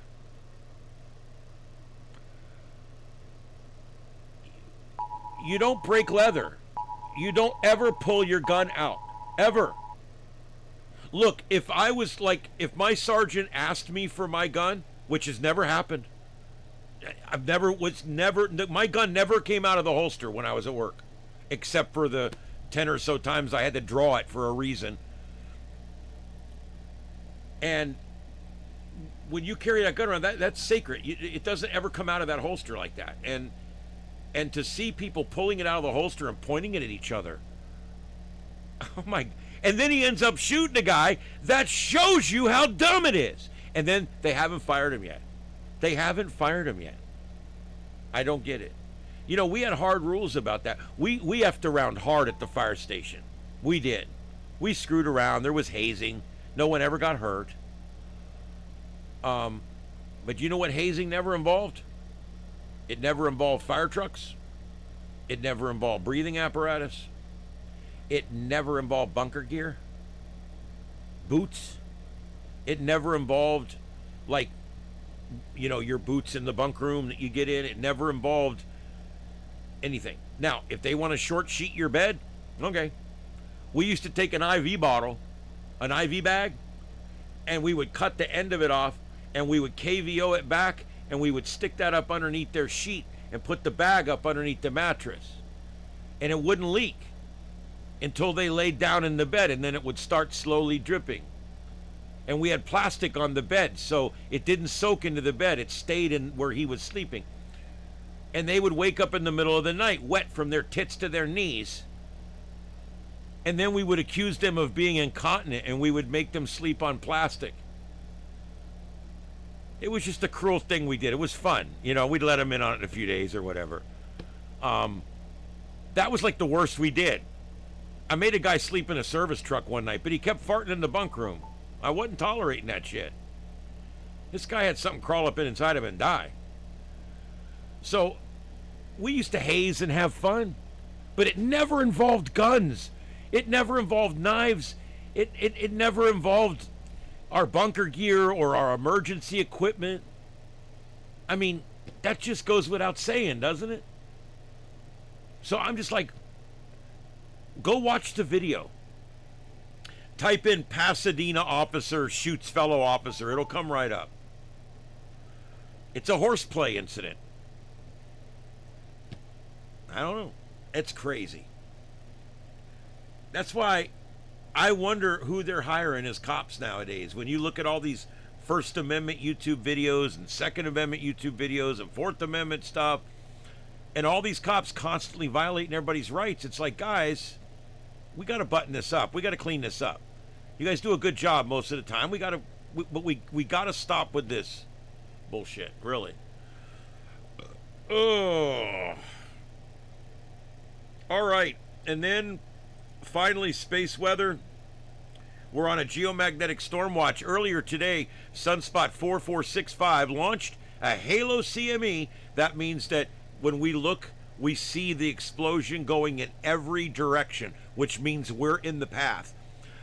In the general direction of Earth, both NASA and NOAA models predict it will reach our planet early on June 13th. That's tomorrow night. June 13th, UTC 0600. Jesus, that's like right about now. It could be arriving. So overnight tonight, the CME was propelled by a C6 class explosion, which is not very strong. Nevertheless, the CME is fast. It's well aimed. And its impact could spark up to a G-class G2 storm. It says this weekend. I guess they're not sure. It's going to arrive sometime between later tonight and over the weekend. So we're kind of waiting to see. And Mercury is moving and moving and moving every night, getting closer to Mercury, is getting closer to Venus and Jupiter. You can tell I'm having a hard time here. I'm starting to get really tired. All right, did we get those likes we needed? Because I'm signing off. I don't know. Did we get them? 68? Come on, guys. Two more. Two more thumbs up. All right, I'm going to go ahead and sign off, guys. It's been fun tonight. It's been a blast. I do love doing this. I love the company at night, and I love the discussions we have. So thank you, everybody, for being here. Thank you to all of my mods and all of my members as well. And a special thanks to Haunted from earlier. Threw in a bunch of super chats. Thank you for that very much. And thank you, Victor, for buying somebody a membership tonight. I really appreciate that. All right, guys, that's about what we have for tonight's show. I think that's going to be about it. I hope you guys enjoyed it, and we'll be back tomorrow night. My name is Ian. This is the Sights and Sounds of Earth right here on StarShip Adventures. You guys have a great night out there and a safe tomorrow, and we'll be back here again. I want to say tomorrow night, but it's actually tonight. You know how that is. This happens every time. When I sign off, it's usually right before or right after midnight. And here it is. It's after midnight. So we'll see you guys tonight at 9:30. Remember, Friday, 9:30. We'll see you tonight at 9:30 on the Sights and Sounds of Earth. All right, so thank you everybody for coming in, and we'll see you guys later. Have a good night, everybody.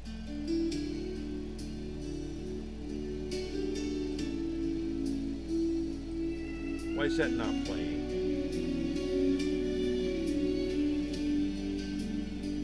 Well, I woke up this morning, turned on the TV.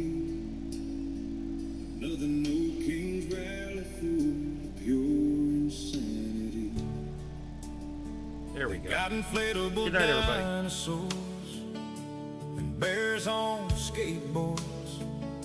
Some frog in a tutu doing cartwheels in the front yard. Blue-haired Karen screaming fascist at the sky, while beta males in crop tops are trying not to cry. No kings, they're marching in the street, looking like a circus that forgot to bring the beats. White teams standing by, cameras rolling slow, while these clowns block traffic screaming, eat the rich, bro. No kings, my ass, y'all just a bunch of fools, wasting everybody's Saturday, playing by leftist rules. They got signs saying love trumps hate, but they hate half the nation, demanding open borders while screaming defund the station. One guy's dressed as Captain America, another as a cat. Some washed up wedding singer singing Imagine Flat. They glue their hands to the road for the climate today, and wonder why the cops show up and haul their asses away. No kings, they're marching in the street, looking like a circus that forgot to bring the beats. White teams standing by, cameras rolling slow, while these clowns block traffic screaming, eat the rich, bro. No kings, my ass, y'all just a bunch of fools, wasting everybody's Saturday, playing by leftist rules.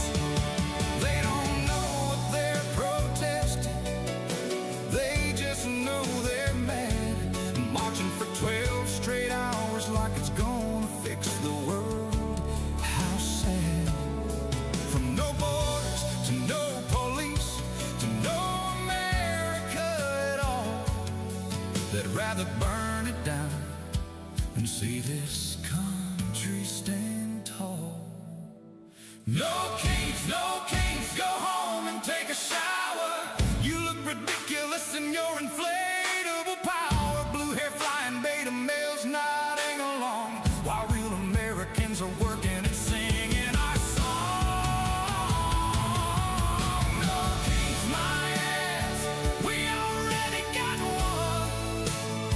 It's called the Constitution, and it's second to none, yeah. No kings, just a whole lot of clowns. God bless America, and pass the popcorn. Trump and all, welcome back to reality. Mothers, I know you want to save your daughters. I know you want to bring them home. And now, a medication that will help you do just that. Trumpanol, an amazing medication that helps treat liberalism at its source. It chemically and medically treats those things that make your daughter so crazy and strange. Try to get her to take some Trumpanol today. It'll make all the difference in the world. Get your daughter back today. Trump and all, welcome back to reality.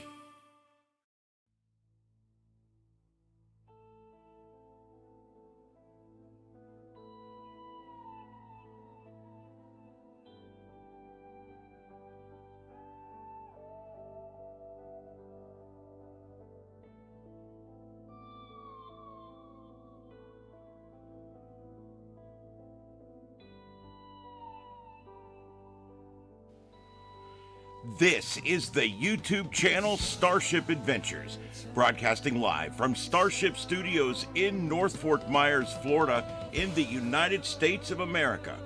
We thank you for joining us this evening for another broadcast of the Sights and Sounds of Earth, covering every breaking news story across this troubled planet of ours. We brought you the raw, unfiltered pulse of the world in real time through our unique multi-screen format, broadcasting in high definition worldwide via fiber optic connection. Starship Adventures, a new kind of YouTube content. To our regular viewers, our loyal crew members, our amazing moderators, and everyone who tunes in each night at 9 p.m. Eastern, we thank you.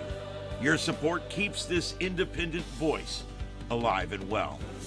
We'll be back tomorrow evening at 9 p.m. Eastern with another live edition of the Sights and Sounds of Earth, right here on Starship Adventures.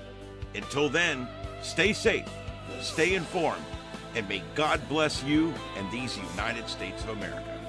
This is Starship Adventures, and this concludes our broadcast day. Good night, America, and around the world. Kilo Oscar 4, Echo Foxtrot Sierra. Signing off. QSY, 7-3s, everyone, 7-3s.